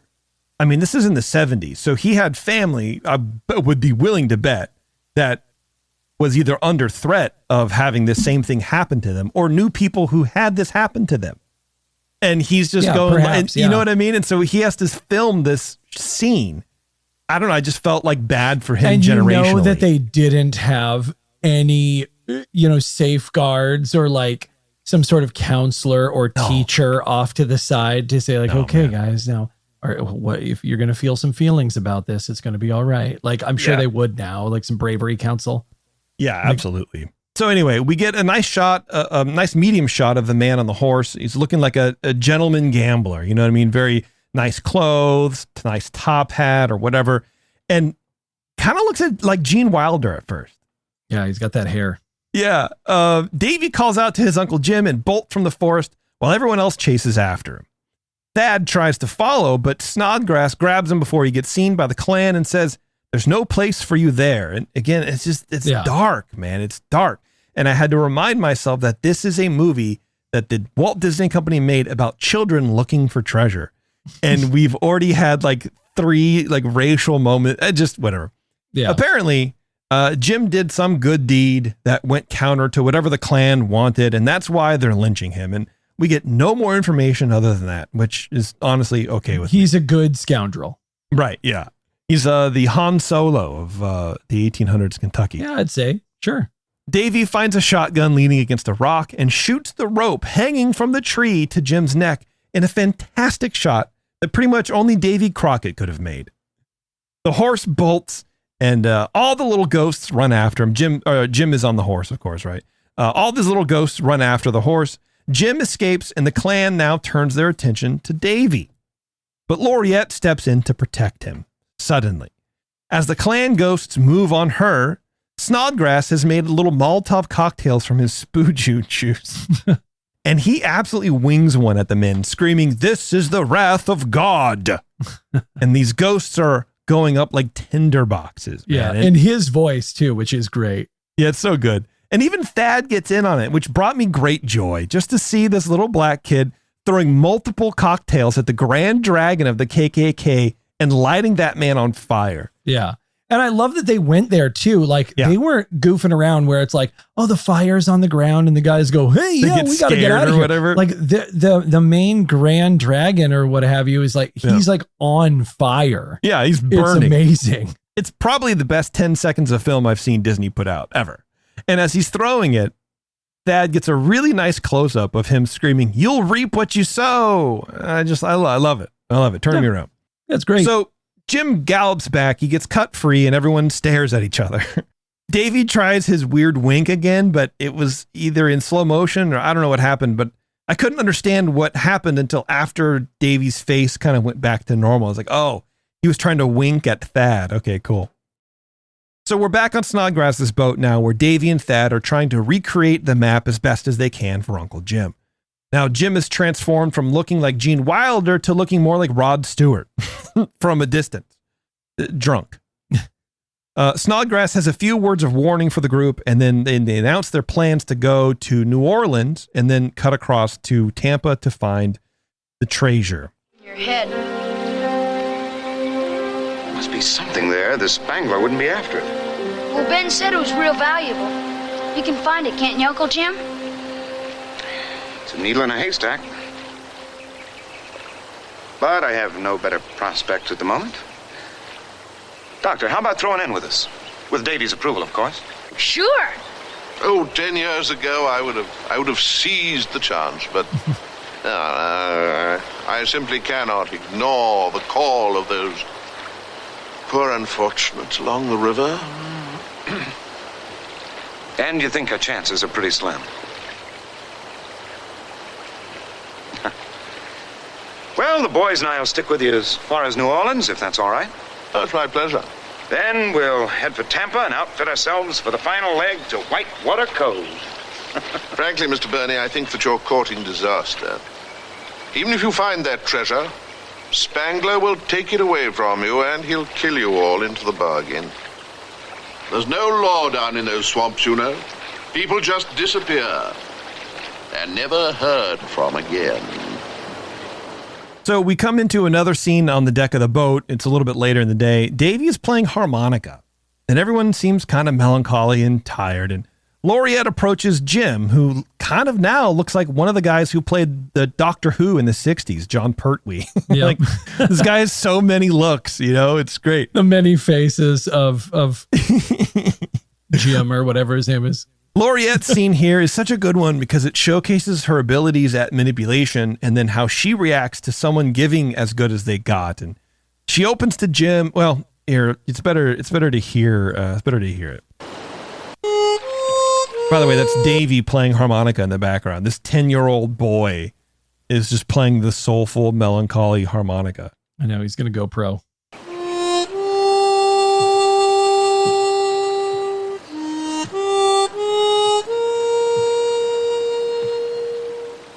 To hear Davy talk, you could part these waters and we could go the rest of the way by carriage.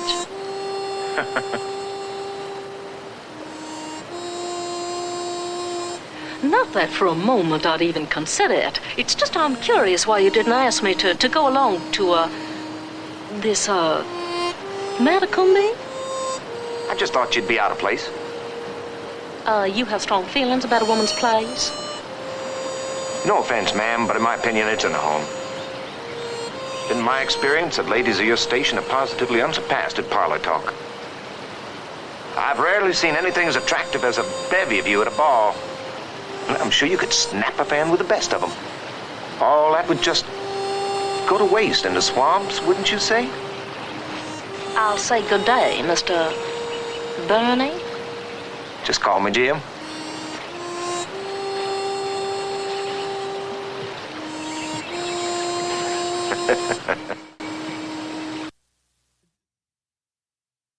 So many good reactions. She is very good. Where she's like, you got strong feelings about a woman's place?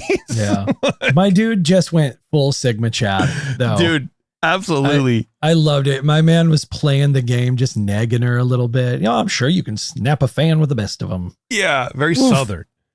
So she gets put in her place, so to speak. And I didn't really realize that it was just Jim flirting with her until that little laugh at the end. I'm like, okay, he's just messing with her. He knows how to play the game. Yeah. The boat pulls up to a dock to restock provisions, and they are greeted by the weirdest scene in this entire movie, by the way. A wall of burly men who seemingly have no place else to be other than at this very dock at this very time of day. There are no boats around. There's no fishing poles. There is no cargo to unload. Just a meat case full of dudes. Yeah. Jim tosses one of them in a rope and they tie off. Jim goes ashore for supplies while everyone else stays on the boat, getting eyeballed by the locals.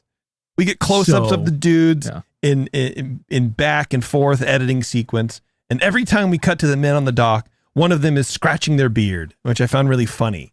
Every dreadful and tense. Yeah. Snodgrass delivers a line about music soothing the savage breast, which I thought it was beast, but he said breast. So I don't know if he got it wrong or whatever. But he grabs his banjo and begins to play, calling to Davy and Thad, saying, remember what we practiced.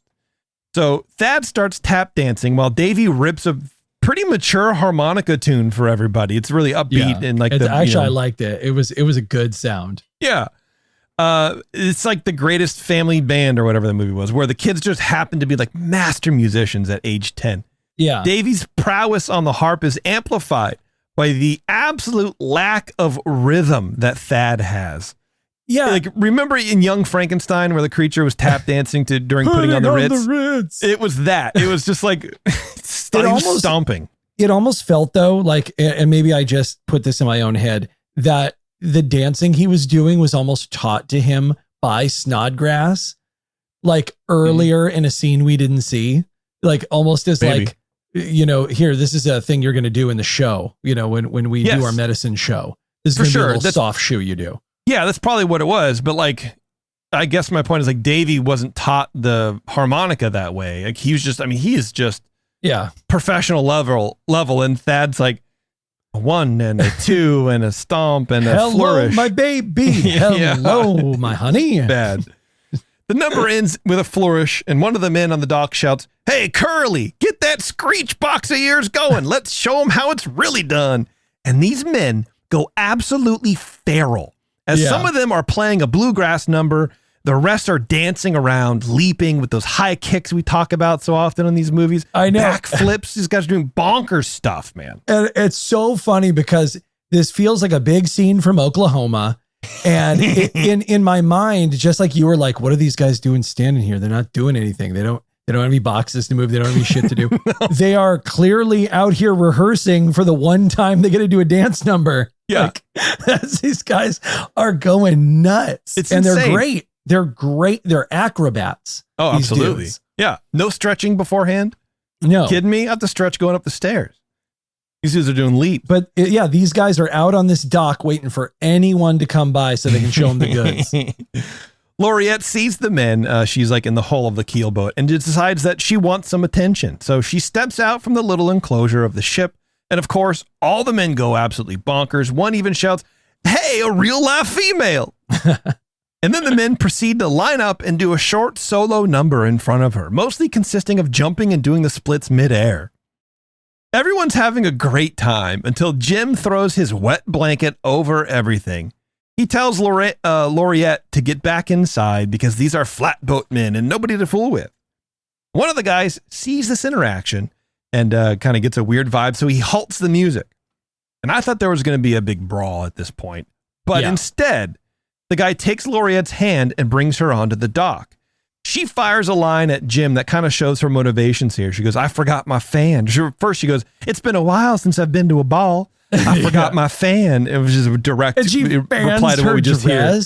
Yeah. Which is hilarious. She like swishes her dress a little. Goddamn, that was on point. Loved it. So these two people start waltzing on the dock as the band plays, and then someone cuts in, and then someone else cuts in, and suddenly the music pops back up into that fast bluegrass rhythm from earlier, and it has Laurette being passed around from partner to partner. She's doing the foxtrot, and she's doing spins, and she's being flung far back into the depths of the dock and then back again. She's getting exhausted, but the wave of men doesn't stop, which the editing is good. The acting is good in here because it really, in very short, compressed time, it showcases how much she's being tossed around and how tired and kind of disoriented she's getting. It does look exhausting for sure. Like you can feel it. Yeah. One of the men tries to smooch on her and she pushes him away. And Jim sees this and tells the boys to release the boat lines when he says. Jim hops on the dock to rescue Laurette and starts fighting the dockmen. Thad, meanwhile, is at the bow, unwrapping the line from the cleat on the boat, right? That's what you're supposed to be doing. We cut over to Davy, who, bless his heart, is pulling on the rope, trying to yank it free from the dock cleat, which is exactly what it's designed not to do. So it's, you know what I mean? Like Thad is going, "Oh, I'll just unwrap it from the boat." But Davy's like, "I'm going to pull it off the dock because stupid kid." It's like, there's a reason it's tied there, dummy. Yeah, that's what these things do, man. He ends up cutting the rope with an axe as Jim grabs Laurette and makes it safely on board. All while the band is still playing, which I thought was kind of cute too. You know, it's like, we're up here. We're the band. You guys do whatever you want to these people who are on our dock. We're just going to keep popping. Yeah. So the boat floats down the river and we fade into the next scene, which has us tied up on shore. Thad finds Davy looking kind of glum sitting on the keelboat, and the two have this weird conversation that I didn't necessarily either understand or enjoy or both. Hey, Davy. Yeah. You want to try for some catfish? No. Are you in love with Miss Paxton, Davy? Heck no, that's the dumbest thing I ever heard. I think she might be in love with you. What makes you think that? Remember the way she hugged you at Fire's Point? She hugged you a long time. I didn't want to hurt her feelings. That's why I let her hang on to me like that. I know a way how you could find out if she really loves you. How? If you put a girl's hand in water when she's sleeping, she'll tell you the name of her sweetheart. That has got to be the dumbest thing I ever heard. She's napping now. We could find out easy. Let's get a pen. I don't know, man. I love that where it's like, that's the dumbest thing I've ever, let's do it. But again, something that comes out of nowhere, it probably makes, so this is based on a book. It probably makes better sense in the book because that's how kids are. Like, oh, this beautiful woman is, maybe she likes me because I'm only 12 and I don't know any different. Yeah. But I don't know, it's just kind of odd. I didn't well, think and it was a there. weird payoff too, because I actually remember Thad's face when in the scene he's originally talking about when he's like, "Oh, she was hugging you for a long time." And he was making a face like, "Ooh, look at her. She's hugging you." Like he had kind of a weird smile. And I was like, this is a weird couple of scenes later to pay that off. Yeah. Like, I mean, the most of the audience would have forgotten that. I'm just an insane person watching this for a podcast, so I'm very much paying attention. As the boys are executing their plan, we find Spangler and his men coming up on the docked boat. You know, so Spangler, again, tracks them down somehow. Of course, the hand in the water thing doesn't work as intended. It only gets Laurette upset because now she's wet, right? As she chases the boys outside, Jim and Snodgrass return with firewood. Snodgrass spies the boat heading right for them. The crew rush off the boat and into the brush as Spangler's men open fire, making landfall and running after our heroes. And as they lay hiding in the brush, Jim hatches a plan. So he makes a run for it to distract Spangler and the boys, while the rest of the group takes Spangler's steamboat and make their escape because the steamboat is faster than their little keel boat. Yeah. So Jim bolts one way, Snodgrass takes everyone else the other way. They reach the steamboat, and Snodgrass lights his keel boat on fire as they float away, leaving Jim to sort of fend for himself. I mean, right before this, we do kind of see him get shot at, and we wonder if he got hit and he's really dead. So it kind of makes sense, but they just abandon him, and they're like, no, we got to wait for Jim. And Snodgrass is like, this is his thing. We got to go, Yeah. So we arrive in New... Yeah, go ahead. Well, and the rule of movies is like, you didn't see him die, so... Didn't see him die. So there's a very good chance he'll pop up somewhere. Yeah. So we arrive in New Orleans, and we see Thad and Davy enjoying some street musicians. Davy looks across the street and sees Lauriette coming out of the police station, wearing brand new clothes. And, again, like, where do we find the money for this? Everybody has new clothes, actually. I noticed that too. She had brand spanking new clothes. Where'd you get those? And Did they have them in the sheriff's office? Yeah, and if I know anything from playing Red Dead Redemption, those are expensive. Yeah. It was like $25 for that outfit. It's very fancy. No shit. That was not in like a lost and found box in there.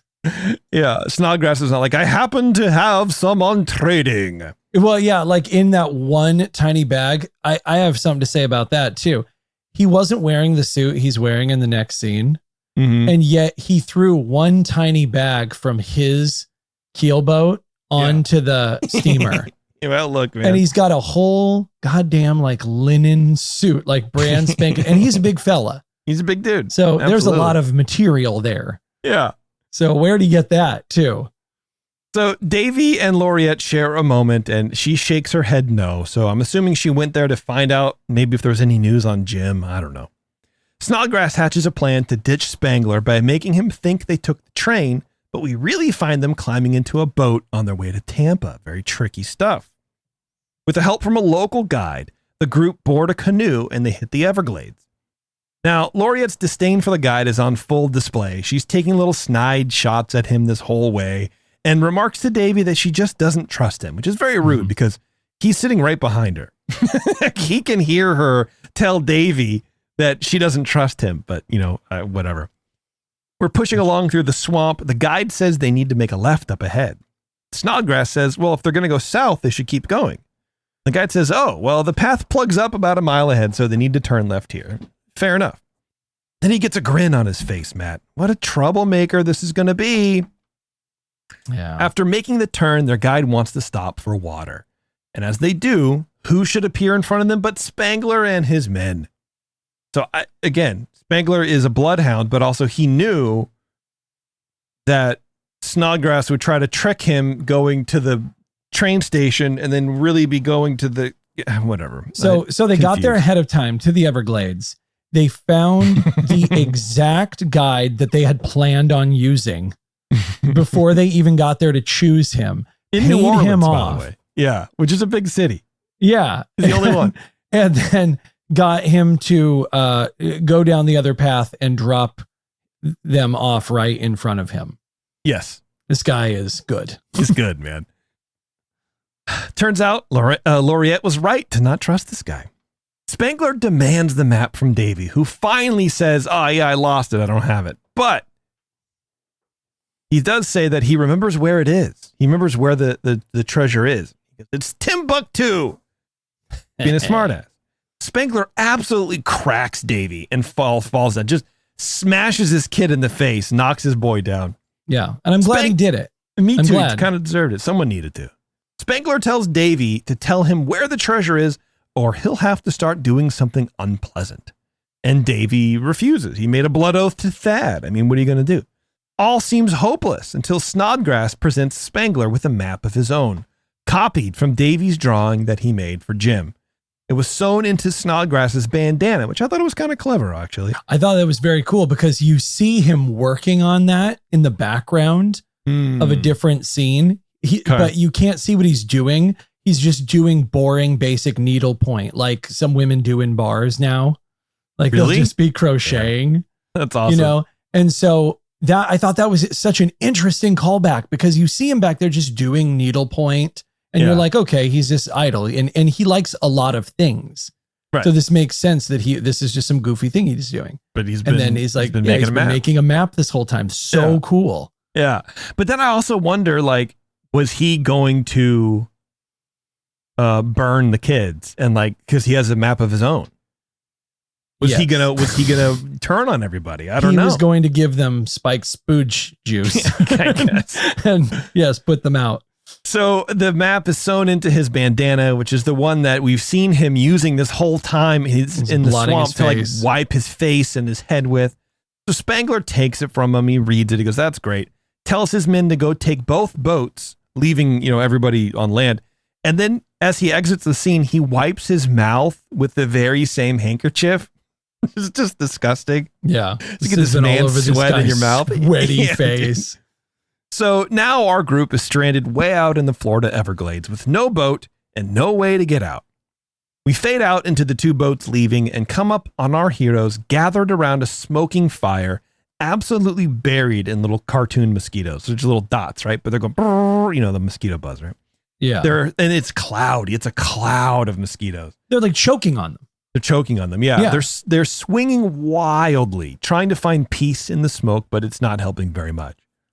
Suddenly, thunder cracks and rain starts to pour down from the sky, removing the flying scourge. Hooray! Yay. Just then, Thad hears the faint sounds of someone singing.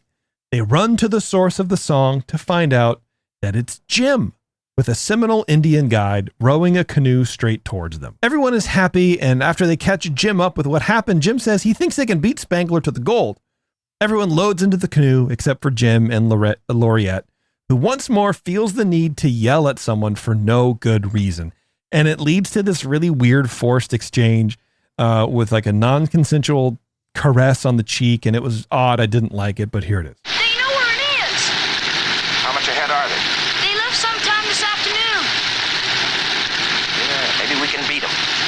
Oh! We've been deserted and almost dead alive by mosquitoes, and all you can mercenarily care about is that unholy gold. You're pretty even when you're wet and angry. You had us thinking you were dead. You probably were dead drunk in some saloon. And if you were alive, then why did you have us go off with that horrible, horrible man? You smelled to high heaven. Mosquitoes don't like it much either. It's an ointment. What did you say? Mosquitoes. They don't like it much either. No, before that. I said you're pretty. I've been meaning to tell you that ever since I first saw you. But I had a rope around my neck and...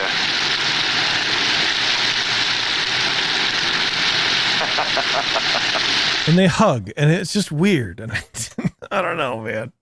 Like when he goes, you're pretty when you're wet and you're angry, and he like takes his index finger and like caresses her jawline. It's like, what are we? Yeah. It's crazy, man. It was crazy. Weird. Well, because the script said you guys need to stop fighting now because we have about 25 minutes left of this, and you guys need to be on each other's side at this point. Because the spats have been fun, but now it's down to business. Right. So they all both chuckle and then they embrace and then they go on. So we fade up into a brighter time of day with our newly rescued and rejoined party still making its way downriver. I mean, I guess it's a river. I don't know. It sounds better than saying going through a swamp. Yeah. But anyway, as they push onward, Snodgrass points to a couple of tribal masks positioned on the banks of the water. And these are really cool looking masks, by the way. The Indian guide mentions... spiked teeth is great. Yeah. The Indian guide mentions they are cougars, part of the Seminole tribe, and they aren't really friendly to anybody. By the way, we have 20 minutes left in this movie and have yet to arrive at our destination. We have yet to find treasure.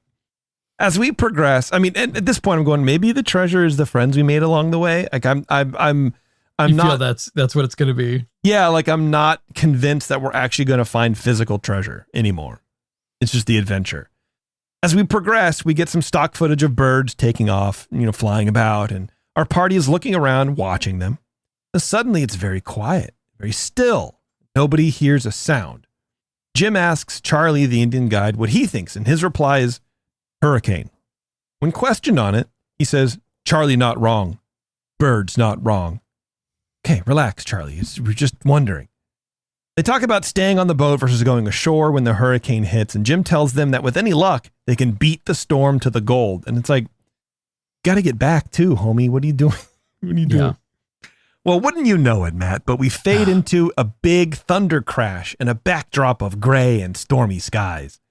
The wind is whipping and beating the crew with rain as they paddle to shore. Jim calls out, there are the trees. So I guess this is the place where the gold is hidden. They arrive kind of unceremoniously.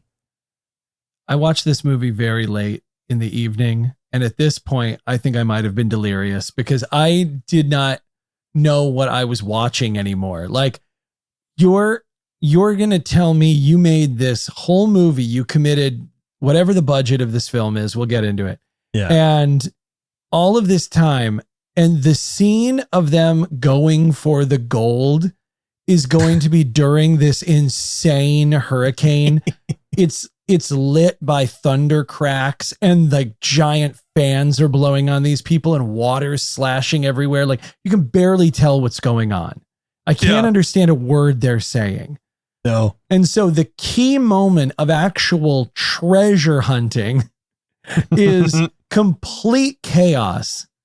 And this is what you went with. You said this is the good idea. This is what's happening. Yeah. So the group heads towards the small grove of cypress trees that was on the map, and Jim gives the command to start digging kind of anywhere. They don't really know the exact location, so like just stumbled dig. around. They didn't walk over. They're stumbling and being thrown aloft everywhere. Yeah. Meanwhile, water is hitting them, waves are crashing on them. They can barely see a thing. Yeah, they're digging blindly like wild animals. Yeah. Not the best time to dig in the silt and the sand. No. Suddenly, a giant wave crashes on shore and knocks everybody down. Luckily, Davy happened to cling on to something hidden in the sand, a big chain. The whole team rushes over to help dig it up, and the chain, of course, is connected to a chest. They found it. They found the treasure of Matecumbe. Snodgrass, who had gotten separated from the main group a little bit, starts heading over to the chest, giving a big friendly thumbs up, which I thought was kind of odd. Behind him, we see this big giant wall of water rise up and sweep him out to sea, which is weird because I thought we were still like in the swamp. So like, where is this wave coming from? Yeah, now they're all of a sudden on a beach out of nowhere. And then also, I didn't know that the wave behind him, but the way they do the blue screen at that point, I didn't know that wave was actually threatening until I saw all the actors reacting, going, oh no. Like, their faces told me to be scared of that wave. Yes, right. Jim directs everybody into these woods and to escape the waves, and somehow Davy is separated. Wandering around, he turns and runs into one of the carved masks of the cougar tribe. Screaming, he takes a few steps back and he falls into a pit, which I assume is a trap.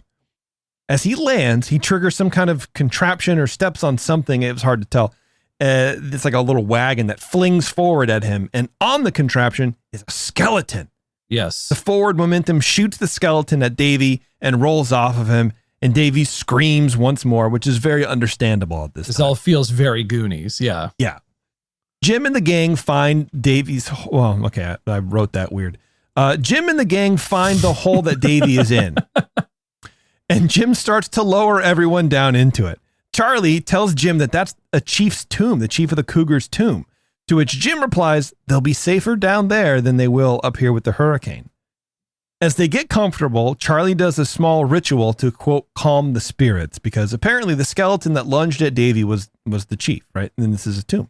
And dead people don't like having to exert themselves so much, right? No, they're in his man cave to show respect.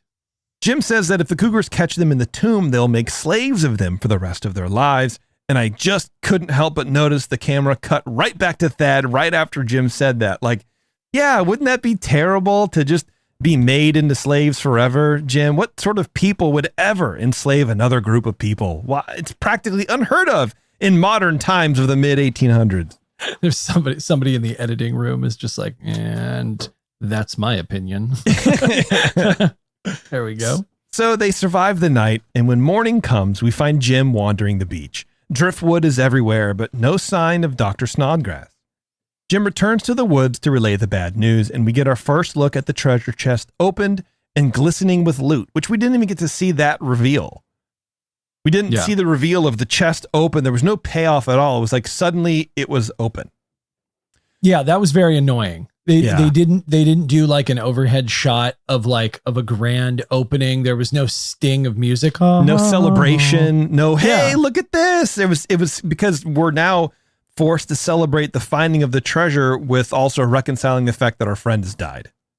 And so now everyone's sad. Squish these two things together and it all feels very unceremonious. For something that is literally called the Treasure of Matecumbe, they really cut their legs out from under them in not giving this a massive reveal with like a soft filter of glittering. Yes. It's this nice piece of light hitting it.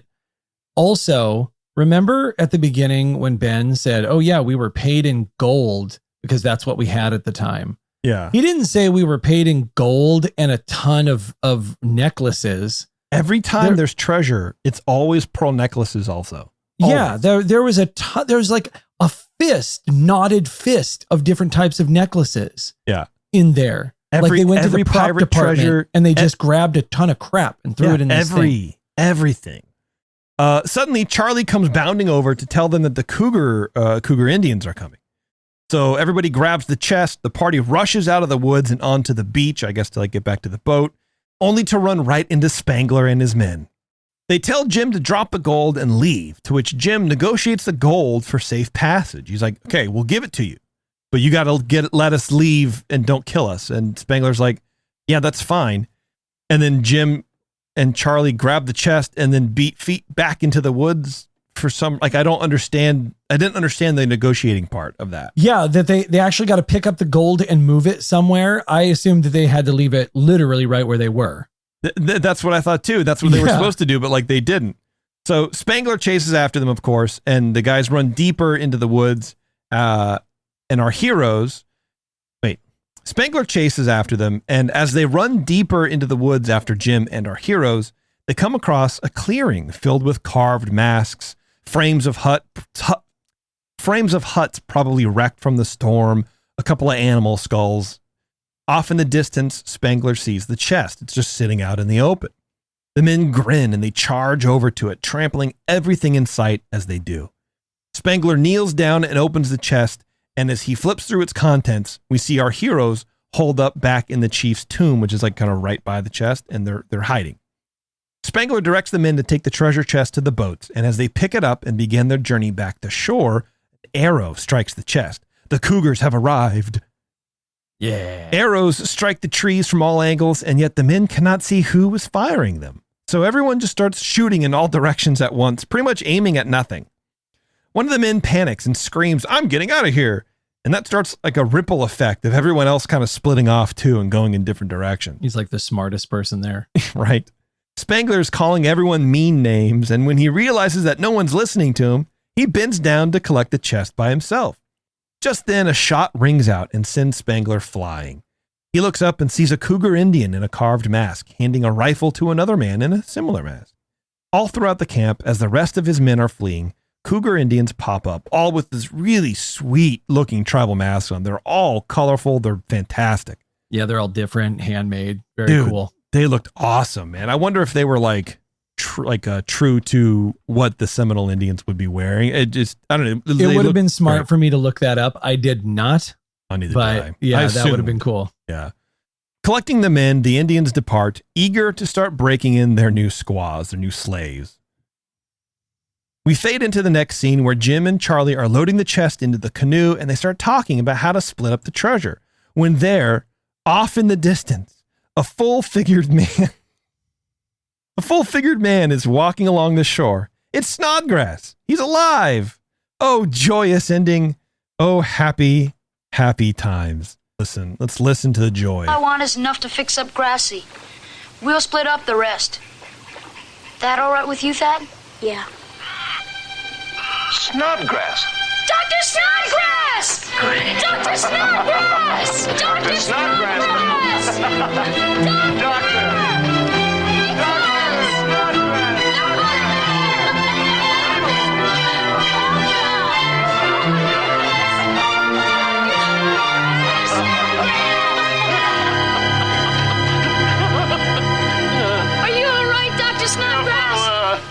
slight separation of the femur and the tibia. A minor visitation for a man of my constitution. I never thought we'd see you again, Doctor. The sea couldn't hold me, sir. I was beached by an immense yet understanding wave. I know what the anglers say about bad pennies, Doc. But I'm awfully glad to see her alive. So we head back to the canoe and we fade up as the party are all in the canoe once more with the treasure as well. The sunset behind them, lighting the sky with pinks and purples. And Thad turns to Snodgrass and asks if he's really English. And the response is, only at times. And that's it. The end. That is the treasure of Mamajam and Matecumbe. Man, and we're better people for having watched it. We really are. So we really are. Oh, I just closed out all of my things that I need. So let's do this, Matt. Let's take a break because I need something to drink.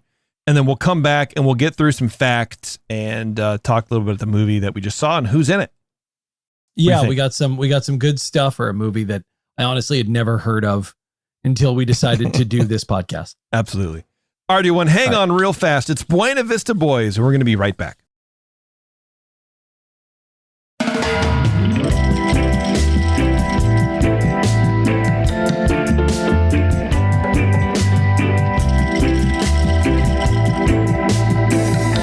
All right, welcome back, everyone. Thanks for hanging on.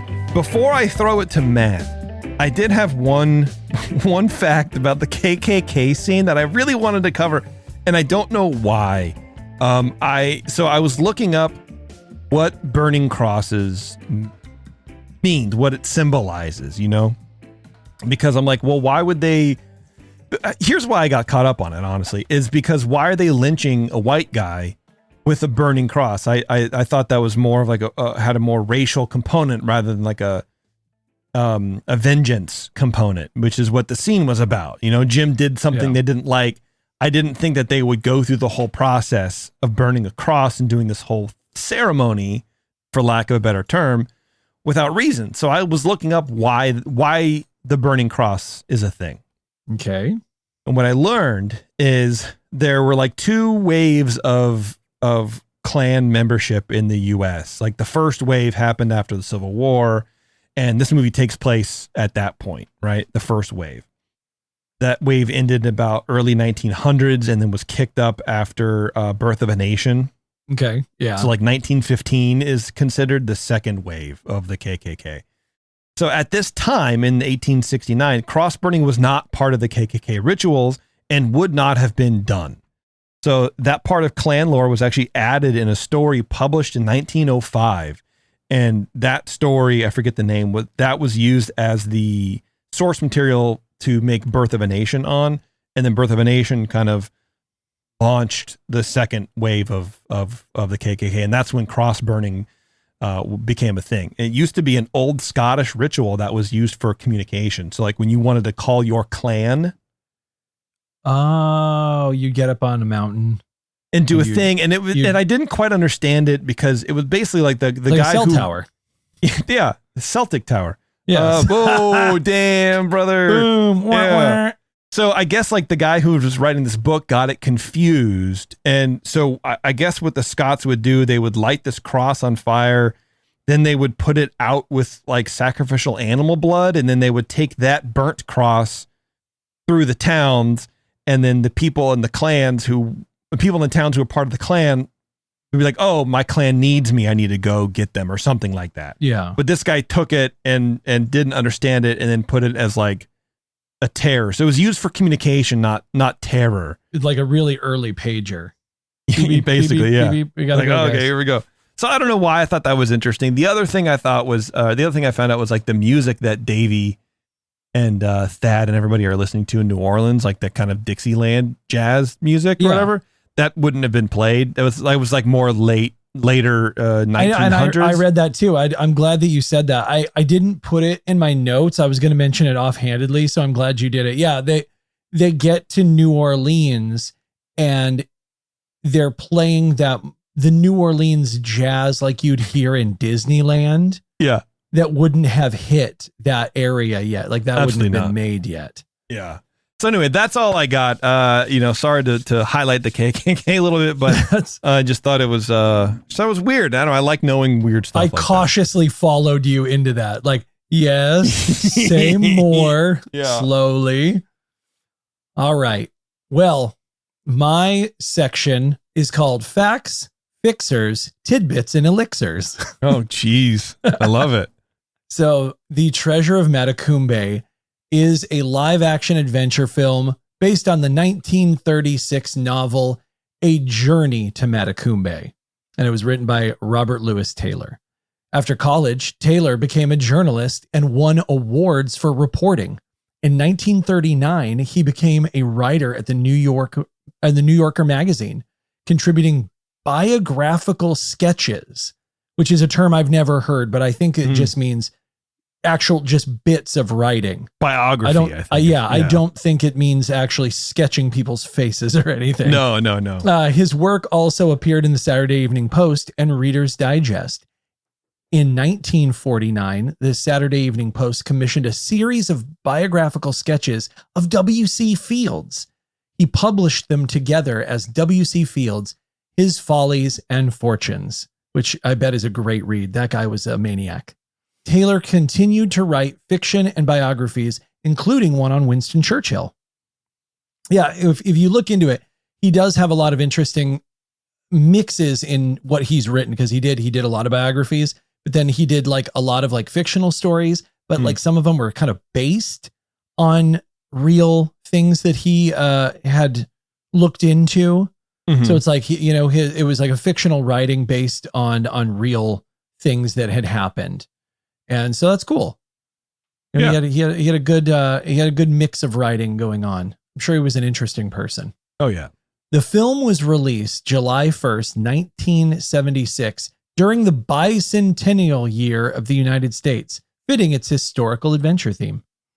I don't know if they did that on purpose or just, let's go with it, man. We got this movie and it happens to be the bicentennial. Let's put it together. I also don't know if I would call it a historical adventure, but and I guess it's an adventure and it was in the past. It certainly was a past stumbling. It's just a bunch of people ripping each other off, stumbling through the Everglades. Dude, yeah. The budget for the film was a modest $3 million, and the box office, so best I can understand, because there's really not a lot of numbers for it, it made $4 million. So it basically made its money back, because I don't think they put the budget into advertising, so there's the $3 million to make the movie plus the advertising, anything else they need to do. So it probably broke even. Yeah. And I know that like some budgets are reported with advertising rolled into the budget. So it could have been that. I don't know. Absolutely could have been both. Yeah. It's just when you have movies like this that are not crazy impactful, no one writes a lot of history about them. Right. And this is one of those for sure. Yeah, unless you want to really go into the archives, like I ended up doing, is sending you that article in that Disney magazine, which we'll talk about. Unless you're willing to really dig back into that stuff when it was prevalent at the time, or timely, there's not a lot about it. No one's writing about these today. We were talking about how when they get to that city, it looks so familiar, and the reason that Western city, because most of this took place out in the sticks and on rivers. But the parts that were actually in cities, it was filmed at Disney's Golden Oak Ranch, located in Santa Clarita, California. And so that's going to be the same place that they had Bloodshy for Hot Lead and Cold Feet. Mm-hmm. It's the place they did Apple Dumpling Gang. Parts of Parent Trap were filmed out there. Old Yeller, Pirates of the Caribbean at World's End. This is a very famous place that they kind of just, redress. And they're like, Western Town. They try to shoot it from angles maybe they've never shot it from before. Right. So it looks fresh. But like, there's that one building with a ledge that in Hot Lead, Cold Feet, a guy like falls out of a window onto this ledge. Yeah. And it's the building opposite the building those guys are shooting all the guns at. So these guys are shooting endlessly. Mm-hmm. They're shooting at this building, and it's undeniable. You can tell in every movie that it's this building because it's so unique compared to the other ones. It's awesome. The director of this movie is our boy, Vincent Macavety. And if anybody remembers the other movies that we went over, he helped write, I believe, The Shaggy Dog, but he directed The Shaggy DA. He also directed Strongest Man in the World. So that's the third movie in the Medfield College trilogy. He directed Herbie Goes Bananas. And he directed and was uncredited for those reshoots for Watcher in the Woods. That's right. Yeah. Yeah. It's so cool that we've been able to like learn so much more about this gentleman, like from watching these movies and doing this podcast. I never would have known about Vincent Macavety at all. What's funny is that you would think that we planned it. Yeah. You know, like we looked up Vincent Macavety and we're like, yeah, dude, let's look at all of the movies he was in, but we did. It just happened to be, you know, these movies just happened to pick them. Because his hand is just like in everything. It's same thing with like Ron, what is it? Ron Miller? Ron Miller. Yeah. Because he produced this movie. If you see it, he's his producer credit on this movie. Ron Miller's like on everything. Hell yeah. And so that was cool. I love seeing his name pop up over and over again. And I can't wait till we watch Strongest Man in the World. That's going to be a banger. Let's go. Yes. So Johnny Dorian is the actor who played Davy Burney. And so Johnny Dorian was a talented child actor who left his mark in Disney's live action films in the 1970s. He's best known for this role as resourceful Davy Burney. That's too in bad. The Treasure of. I mean, this is kind of where he peaked. It is what it is. Doran also appeared in Escape to Witch Mountain as the young alien boy trying to uncover his origins. He guest starred in popular TV shows like Gunsmoke, $6 Million Man, showcasing versatility in dramatic roles. Despite his promise, Doran's acting career was relatively short-lived, and he stepped away from Hollywood by the early 1980s. An interesting fact is that he was also an adept martial artist. Huh. I know. Okay. That's fascinating. I sort of tried to find a little something on everybody. They're not all exciting, but I thought that was an interesting thing. It is. With people like this, I wonder why they step away. Were they forced out because they weren't getting roles? Yeah. Roles they liked, or they just like, some people just don't like acting. Yeah. They hate it. And so it's like, okay, well, I'm just not going to do this. I have something else I can do. So why not? Yeah. We found that out, Andy and I, when we were doing our show for Troop Beverly Hills. Mm-hmm. So if you remember that movie at all, the main villain of that movie, Velda Plender, that actress, that was like her last movie. She was like, I'm only directing after this. She's like, I don't want to be an actress anymore. Like, this is not where I want to be. I was like, that's fascinating. Like the acting was just too much. It's not what she wanted to do. And it's just crazy when you think about people like, you're an actor. You're on screen. You're so famous. And it's like, I just don't want to do it. Yeah. It's hard to think about that sometimes. But that's fascinating. And so, he dropped out of acting in the 80s, and it's why you don't probably recognize him much now. I didn't recognize most of this cast except for like the one-off players who they kind of had in the peripheral. Yeah. So Thad, Billy Pop Atmore, was a child star and entertainer who gained prominence as a regular cast member on the 1970s revival of the Mickey Mouse Club. Everyone remember that show, guys? No. The 1977 to 1979 Mickey Mouse Club revival? No. Oh, yeah. We all have the t-shirts and the lunchboxes. Oh. His role as Thad in the Treasure of Matecumbe, Cumin, the Treasure of the Cumin, highlighted his charm and comedic timing, earning him a spot among Disney's roster of young talent. In addition to acting, Atmore pursued music and was known for his smooth singing voice, often featured on the Mickey Mouse Club.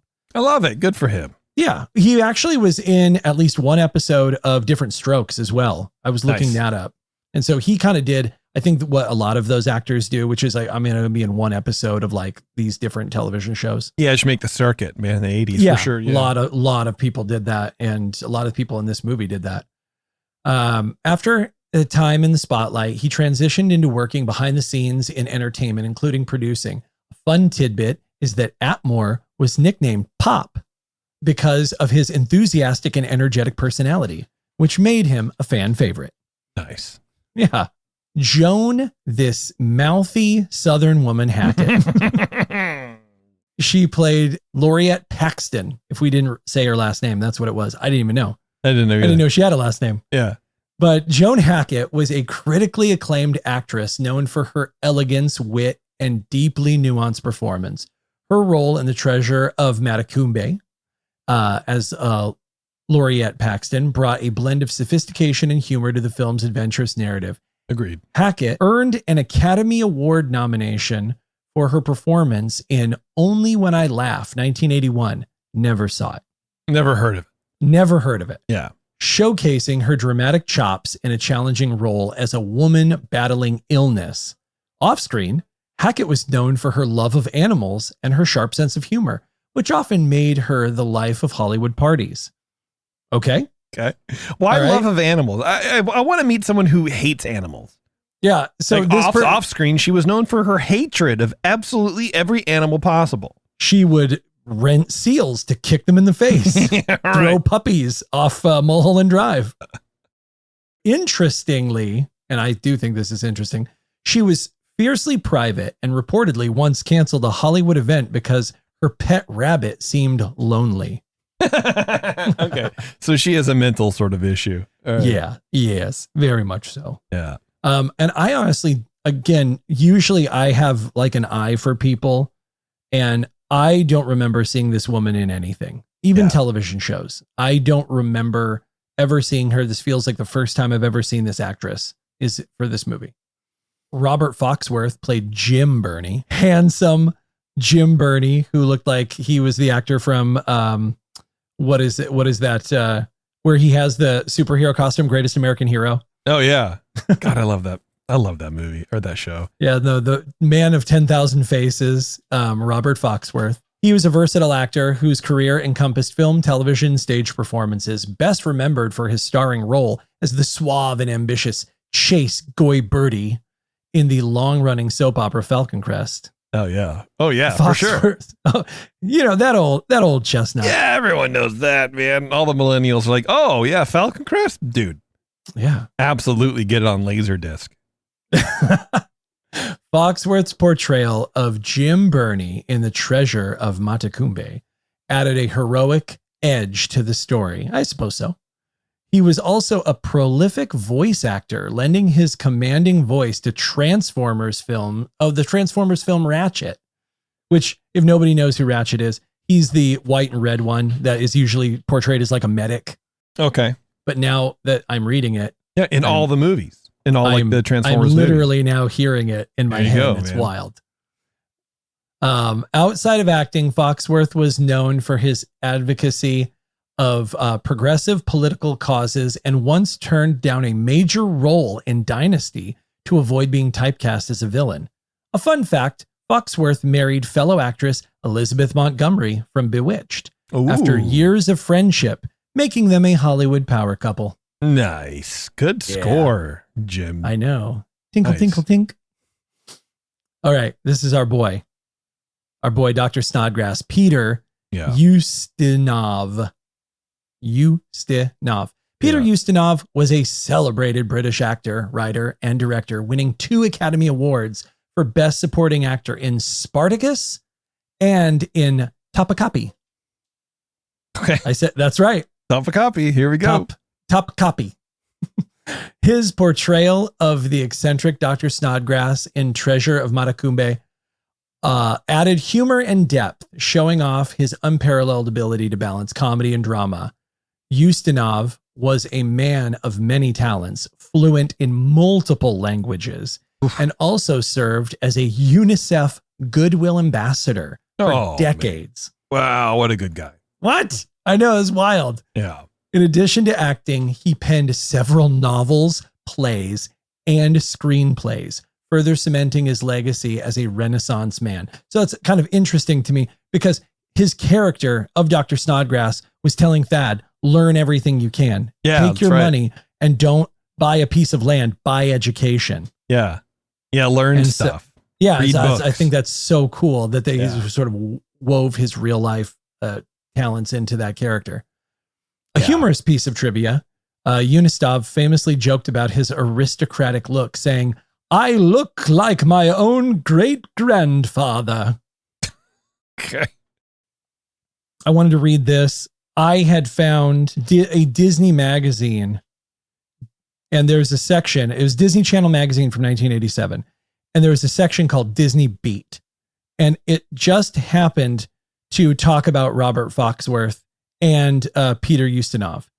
And there is a little quote from Peter Ustinov about doing the hurricane scene that I thought was amazing. Yeah. I was doing the hurricane sequence in the picture, which is about gold hunters in the Florida Keys just after the Civil War, Ustinov says. As the homemade hurricane began, Ustinov discovered that my feet had sunk into the sand. When I was hit by a few 100 gallons of water, I couldn't move. I did an elegant curtsy and crumpled with torn ligaments in my left ankle. Oh. I was off the picture in a plaster cast for 5 weeks. So at the end, he's like hobbling. He has like a homemade, crutch. Yeah. And he's hobbling up the beach at the end. And I want, that's gotta be it. Yeah. I thought that might've been like an oar or something. And I was like, I wonder if they had him go, all right, can you, it's been a few weeks. Can you like walk enough to just get this one shot, please, for God's sake? Yeah. Or but in my head, I'm going like, okay, yeah, your ankle hurts, but we got one more scene. Let's just wrap it up. We got one more shot. Because we'll do your boat stuff later, but we're here today. We're shooting on the edge. Yeah, we got this today. Yeah. So I totally get that's crazy to me. This poor guy. God, I bet that hurts so much. Oh my God. Yeah. Okay. So this is great for me because the moment I saw that roustabout on the sternwheeler that stole Davy's money, I knew immediately who it was, but I didn't know his name. He's one of those guys. I know your face. I don't know your name. It is Brian, Brion, James. Brian James, for people, is best known for his roles in science fiction and action films. He achieved cult status as Leon Kowalski, the menacing replicant from Blade Runner 1982, where his chilling tortoise in the desert scene became iconic. He was born in Redlands, California, and he grew up on a ranch and brought a rugged authenticity to many of his roles throughout his career. And he was frequently cast as villainous or tough guys in films like 48 Hours. And then he was in the movie House 3. So any horror heads out there who saw House 2, he was in House 3, the horror show. And he played it. It's so good. Okay. It's awful. It's so awful. It's good. He played a serial killer named Meat Cleaver Max. Damn. He was in Tango and Cash, and then he was in The Fifth Element. I mean, he's in tons of stuff. Sure, those are your big ones. Awesome. And so it was so funny to see him in this weird beginner role because his face hasn't really changed. He looks exactly like him. Nice. So it's kind of funny just to see him drinking water and then he's like out of the movie like 2 minutes later. Okay. So this part is a little sad. But I wanted to talk about it because Spengler was such a big, interesting character in this movie, but for as much screen time as he got, he never really got a talk. And they like painted him as this really evil person, but really he just like constantly was being shoved off cliffs into water and being like, made to look a fool over and over again. The only time he was really like a huge villain is when he punched Davy in the face, which I liked because you've got Ben saying he's the devil himself. And yet the devil is like being like tricked constantly and being like, they're like writing roughshod over him all the time. And so it's like the fact that he would hit a child actually like brings a little bit of that menacing feeling out of him, which I liked. I thought that was good. Yeah. But Spengler was played by an actor named Vic Morrow. And this, one of the reasons I brought this up is because it's the actor, but also because it has to do with Twilight Zone, the movie, as Bill Connor. a man transported back in time to harrowing historical events, including the Vietnam War, where he protected 2 children from American troops. I remember this. Yeah, right. Yeah. So the character is he's a bigoted gentleman, and he is transported back in time, and then he finds himself in Vietnam, and he has these 2 children he has to take care of. And the segment is directed by John Landis, and it became infamous for violating California child labor laws by hiring 7-year-old Micah Dean. It's D-I-N-H, so I don't know if that's supposed to be Dina, like Micah Dina Lee, and 6-year-old Rini Shin Yi Chen without proper permits. So these were 2 young children who were hired on for this movie, but they were not permitted to be on this movie. Nice. And Classic. so it's important to know that, because this is like the main part of the tragedy. Their roles were arranged through Peter Wei Tae Chen, Rini's uncle, who recommended Rini and contacted a colleague, Daniel Lee, whose son, Micah, was also cast. So basically you had family members who were in the business, and they got these kids to be hired on for this shoot.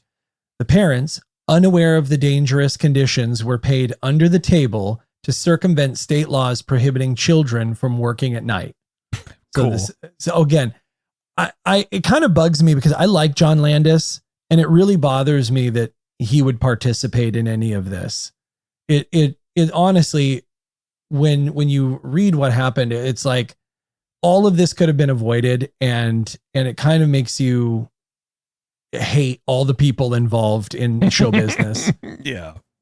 I mean, it was really sad. Like, the production concealed the children's involvement, hiding them from the fire safety officer and advising parents not to disclose their presence on the set.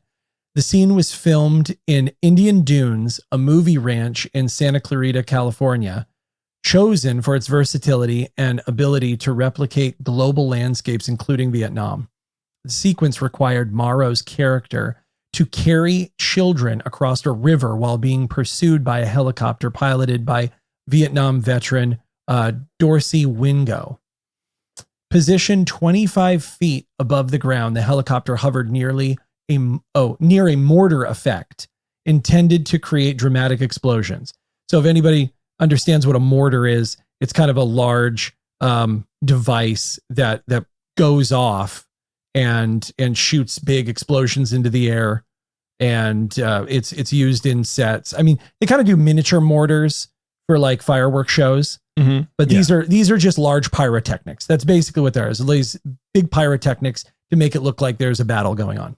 However, the pyrotechnic blast struck the helicopter's tail rotor, causing it to fail and spin out of control. As the helicopter descended, Morrow dropped Rini into the water and reached out to grab her. Tragically, the aircraft fell on all 3 actors, killing them instantly. Jesus. I know. So I'm not going to read this other part because it's actually pretty gross. Let's just say that Morrow and Micah were further mutilated on top of being hit by the helicopter. Yeah. And Rini was crushed by the helicopter landing's skids, like the things under it kind of just crushed them.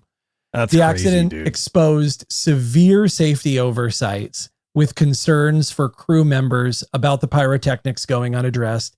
Casting agents had not been informed that the children were near explosives or the helicopter. The horrific incident became a cautionary tale, leading to stricter safety protocols in the film industry. It also cast a shadow over the movie, which remains infamous for this tragedy.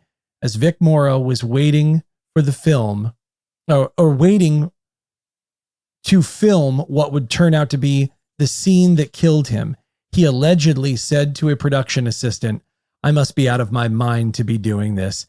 I should have asked for a stunt double. What can they do but kill me, right?" Jeez. That's so crazy. Sorry to bring everybody down, but I mean, that's right, man. This is such a wild story.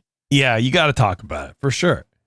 It's crazy. Like imagine, you know, I don't know. It reminds me of that skit that Sacha Baron Cohen did in Bruno. If you ever watched that movie, where they're like, you know, he's trying to get maybe it wasn't that. Maybe it was just. Well, see, now I forget where. Maybe it's This Is America. I forget where he like sets up the fake casting thing where he's like, okay, we want to, you know, it's like hiring, looking for child actors to be in like some, you know, ad or whatever. And he's like, all right, we're going to cover your child in bees, in live bees. Are you okay with that? And the lady's like, yeah, I'm fine with it. It's fine. Like, you cover your child in bees, your baby. Like, yeah, anything just to get your kid in front of the camera, man. So that's too bad. That's too bad. Yikes. I found something real fast. Sure. While you were looking that up, because I got stuck on Gustav's foot. Yeah. Okay. So apparently, they were shooting that last scene in the Everglades in Florida, and they were actually in part of the rainforest there that was inhabited by ancient Seminole Indians, which is neat, you know, kind of cool. Using giant wind machines and whatever. So Ustinov's, you know, when he was struck by that wave and he busted his ligaments. So what they did is they did wait until he felt better, and then they moved to a beach at Walt Disney World, where they finished wrapping, where they wrapped the movie. So they were actually filming on in Bay Lake on, what is it, Discovery Island, I believe it's what it's called, which I think is closed now. Yes, it so is. That's in the smack dab in the middle of Bay Lake and Walt Disney World, and apparently you can still kind of see some of it there, or whatever. Which I was pretty neat. It's like one of the few. There's not a whole lot of movies and TV shows that were shot in the Disney parks. Yeah. And this is one of them. It's kind of neat. Yeah, I love that. That's so cool. So we talked about how Dick Van Patten had played I'm sorry. the I thought you gambler. were done, man. I'm sorry. Did I no. take your thing? No, it's fine. No, right. It's just you didn't want to put the really sad part at the very end. Yeah, and I forgot that. So I wanted to move on. There's just a couple more things that I thought were interesting. God, sorry about that. All right. Oh, no, it's fine. Good. You ruined nothing. Yeah, wow. By the way, I think that that Discovery Island, I think that they, up until a little while back, like people had like gone out there and like took footage out there. And they still played the music. Like they still up until, I'm sure they don't anymore, but like when it was kind of abandoned, they were still playing the music out there. I'm sure it's all pre-programmed, just automated. That's great. That's so wild. Yeah. So Dick Van Patten played the gambler, right? He was like, find the baby card. Yeah. That guy, if anybody remembers, he is a beloved American actor who's known as, his main role was Tom Bradford in the TV series 8 is Enough. And a lot of people don't probably remember that show, but there was a show that came out that kind of was like an ape off that show called Just the 10 of Us with like Coach Lubbock, right? And so, you know, they were like, we can do 2 better than 8 is Enough. Oh, for sure. But he began his career on Broadway as a child actor and transitioned into television with early roles in shows like Mama in 1949, 1957. Van Patten was a frequent collaborator with Mel Brooks, notably appearing as King Roland in the sci-fi comedy Spaceballs. And that's right. That's kind of what I remember him from the most, because I would have been 7 years old, and that's probably what I would recognize him first. And then retroactively, I would have remembered him from 8 is Enough when they replayed it on like Nick at Night or the early FX network. Oh yeah, probably. But I thought it was interesting. He's also a passionate animal lover, and he co-founded a successful pet food company, Natural Balance Pet Food, in 1989. Which is sold today. It's you can get it anywhere. Natural Balance is sold everywhere. Nice. How crazy. So remember that second sheriff? Yeah. You went to the first sheriff, and that's Goober Pyle. And then the second sheriff, Sheriff Forbes, who is still mad about being sold a fake electric belt guaranteeing to restore male vigor. That is actor Dub Taylor. And he is an amazing actor whose career has spanned over 6 decades, who's appeared in more than 200 films and countless TV shows. Known for his raspy voice and affable demeanor, he became a staple in Westerns. And when I mean a staple, like, I don't know if you can make a Western without him, to be honest. Like, he's as important as rope and horses. Like, nice. He is in so many Westerns, often playing quirky sidekicks or cantankerous town folk. Taylor first gained fame as Cannonball, a comic relief character in a series of Westerns, starting with The Taming of the West, 1939. He played a grizzled hotel manager in Bonnie and Clyde, 1967, and a grizzled old timer in The Wild Bunch, 1967, and then The Wild Bunch, 1969. All right. And then he was also in Mel Brooks's Blazing Saddles, 1974, and he was sporting his classic vest and tall bowler hat, which, like, you can see him in every movie. That's what he's got. Yeah. And he reprised all that junk for Back to the Future 3. Oh, hell yeah. He was one of the 3 or 4 main guys in the saloon in Back to the Future 3. And some of his best Western movie character names are Rattlesnake Tom, Rattlesnake Jones, Fats Walker, Smudge, Cottonmouth Gorch. Classics. And Toothless Tim Teal. Oh, man.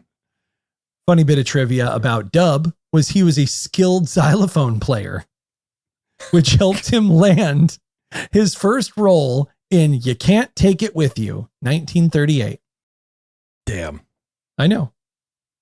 And apparently he was a very affable, fine gentleman on and off the set. Nice. I love to hear that. Yeah. So the only last thing I have, and I can't remember, we actually might have said something about this early on, but Dr. Snodgrass's boat, which you found this, and I thought it, but I didn't know it, was originally used in the film Davy Crockett and the River Pirate. Like, that's Mike Fink's keelboat. Oh, nice. That's cool. I think at one point it was on Tom Sawyer Island in Disneyland. Like the original. Yeah. So, because it was outside the forever burning cabin. Yeah. But I don't know if was that the original from the movie, or was it maybe it's one of the ones used? I don't know. That's crazy. But I thought that was really cool, because I was looking at that keelboat and I'm like, this is a Disney movie. I bet it's the same boat. Yeah. And then you would actually put this on here. Hell yeah. And I was like, oh, it was. Excellent. Those are my facts, my fictions. Maybe one of those was a lie. You figure it out. Yeah, you decide. You guys decide. Very cool, man. Well, yeah, I know. And so what I like to do is I like to watch these, and as I'm watching them, I go, like, would I recommend this movie to people? And I don't know that I don't know. I go back and forth, man, because it's so weird, but there are parts of it that I really did enjoy. Yeah. My thing is, like, if you were going to watch it, because there's just some snappy dialogue that I think if you're a lover of movies anyway, like if you really love movies, then I would say go ahead and watch it. If you don't, like, if you're not interested in film, especially different types of like early genred film, then you can go ahead and skip it. Yeah. It kind of becomes the thing where it's like, if you're really into this stuff, then I think you're going to find it to be a treat. Yeah. You know? There's enough content where if you don't care, you don't need to watch it. Yeah. Your life isn't going to change. Yeah. That's what I would say. I mean, I've never watched it up until this point. I'm glad I've watched it now. Right. But there's a lot of people who would absolutely walk away from this going like, that was a huge waste of 2 hours. I could have been, right. I hate it. I could have been learning to sculpt. Yeah, exactly. All right, everybody. Well, that's enough for us. We're going to get out of here. This is kind of one of our longer shows, but if you watch this movie, like we were saying before, it's almost 2 hours, and kind of like we need to talk about it. That's what we're doing. They cover a lot and cover nothing at the same time. At the exact same time. Yes, absolutely. But whatever. That's how it goes, man. That's Hollywood. So we have a couple more episodes left before the end of this first season. Our next movie, I think we decided before the show, will be Babes in Toyland. Yes. Right. So we're going to do that for Christmas. That'll be our Christmas or holiday. Babes in Toyland. Annette Funicello. Okay. So you guys hobble on over to Disney Plus, watch that, and then you'll be more prepared for that release of that one, and maybe we'll have some fun doing that. That's going to be a good one because that has a lot of faces from some of the stuff we've done this year. You're going to see a lot of old friendly faces. I love it. It's going to be great. I love seeing faces, man. All right, everyone. Thank you very much for tuning in to this. If you want to listen to more Disney content, go to earsuppodcast.com. Check us out over there. You can also find Matt over at Shelter from Oblivion and, get his show everywhere you can find good podcasts, and ours are up too. And, like that, it'll be a lot of fun. So check us out. Come hang out. Speaking of Annette, we're going to be doing Back to the Beach coming up. Okay. And then we're also going to be doing our Christmas special, which is going to be covering Pee-wee's Playhouse Christmas special, which has Frankie and Annette in it as well. Oh, man. You should Funicello very cool. December, man. Yes. You're going to be Funicello'd out. Yeah. All right, everyone. Thanks a lot for tuning in. I appreciate it. Bye.